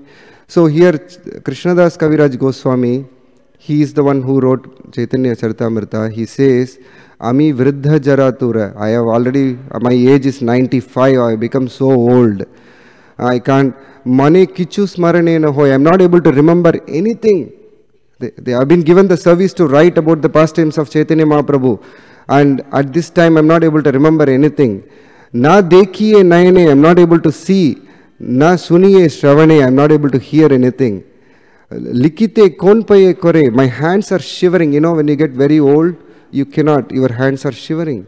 And he says, my hands are shivering. Kon paye kare. Tabuliki ye bada vismay. Still I am writing. He says, ye bada vismay. This is great wonder. And I said, how come this is happening? This is because of Chaitanya Mahaprabhu's mercy. There is no other way. Because he is writing about Chaitanya Mahaprabhu. There is no way. And why does he want to write at this age? So like this, there are various shlokas that just convince me of Chaitanya Mahaprabhu. And then once Maharaj came to the Bhakti Vriksha, and that is when I saw Maharaj. But I kept a low profile. I didn't talk to him. Then few years passed. I got married and I took a break because my friend suggested that, you know, your wife is new. If you are into this, she may not like it. So you have to bring her along with you. And that is Maharaj's mood also. Maharaj's mood is family. So I took a break and then slowly I didn't do anything with her. She actually accepted everything so fast, wonderfully. And again we came back, and that was the gap when Nityananda Pran Prabhu, Hemangi Mataji, everybody came in. And so I lost touch with them, and then I got touch back after that. So then Again, we started attending Maharaj programs and everything. And one incident I want to share, which really we appreciated Rompa Swami Maharaj, was we heard from our sister-in-law in St. Louis that Maharaj was completely sick. There was a program arranged here. It was 2005, I think, in Gopesh Patel Prabhu's house. He had a huge basement. And Radhana Swami Maharaj, Chandramouli Swami Maharaj and Rompa Swami Maharaj, all three, one program. So we were scheduled to go for that. But we heard in the morning that Maharaj is sick, Rompa Swami Maharaj is sick. It's difficult, he may not come. That was his, stage. Okay, we said, okay, anyway, the program is going to happen, other Maharajas are there. So we went there. And we saw Maharaj coming. Maharaj came. And not only that, after the program, Radhanath Maharaj sang and Rompa Swami Maharaj danced. We were so shocked. After the program, the first thing, me and my wife approached Maharaj and said, Maharaj, we heard that you were sick. Maharaj said, yes. And Maharaj, you danced here. Maharaj said, yes. How is that possible? And Maharaj said, looked at our eyes and then he said, Krishna gives us strength. And I was taken aback completely because I saw how much faith Maharaj had and how much reciprocation Krishna had with Maharaj. But my wife asked the question again.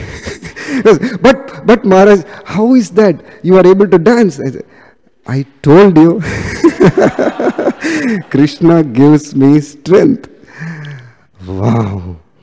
And this is only one of the various interactions we had, but this gave us a lot of confidence.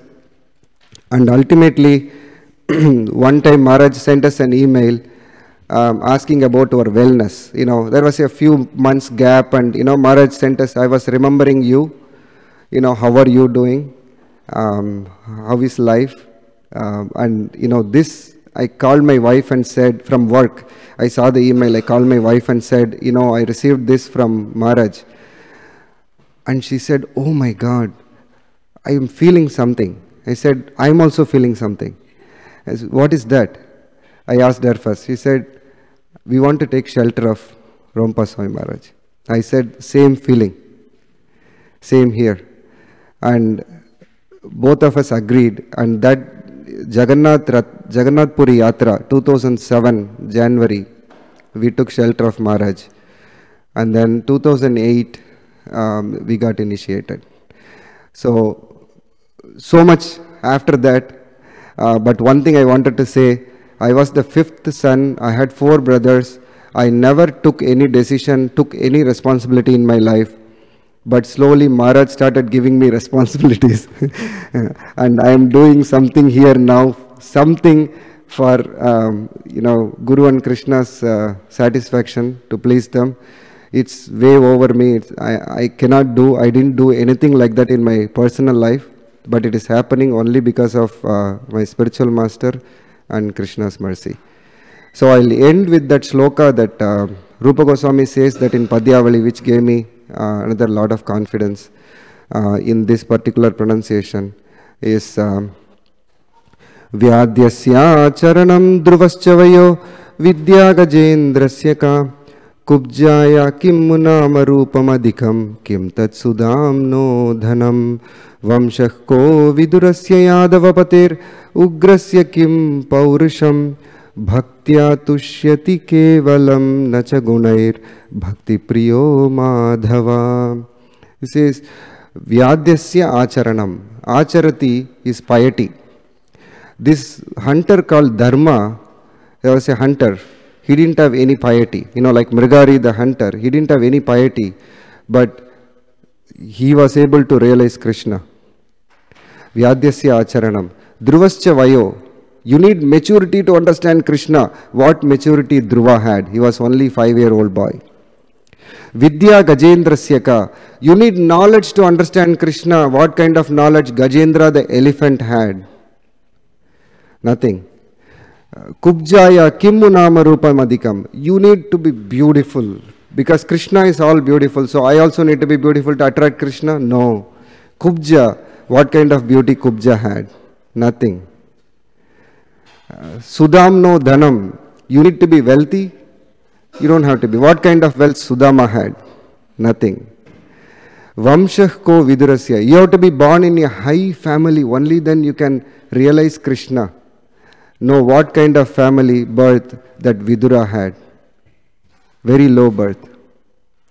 Vamshah ko vidurasya. Yadava pater ugrasya kim paurusham. You have to be strong, chivalrous. Only then, because Krishna, some people say, was a Kshatriya. So, then you have to be chivalrous. Yadava Patir, Ugrasen Maharaj, have you ever seen him fighting something? They're fighting in battle and, defeating. You never hear. Krishna and Balram goes, defeats everybody and comes and reports to him. We finished everything. You don't have to worry. Ugrasya kim paurusham. But then what is needed? Bhaktya tushyati kevalam. Nacha gunair. Not any of these qualities Krishna sees. Only bhakti. Only our heart. Only love. So these two shlokas really put me in the front. I said, okay, from now onwards, I should see only the heart of the person, not the pronunciation of the person. And that is, I'd like to end here. That's where my journey is. My journey still goes further, but maybe some other time when we get chance, we will discuss. Thank you. Hare Krishna.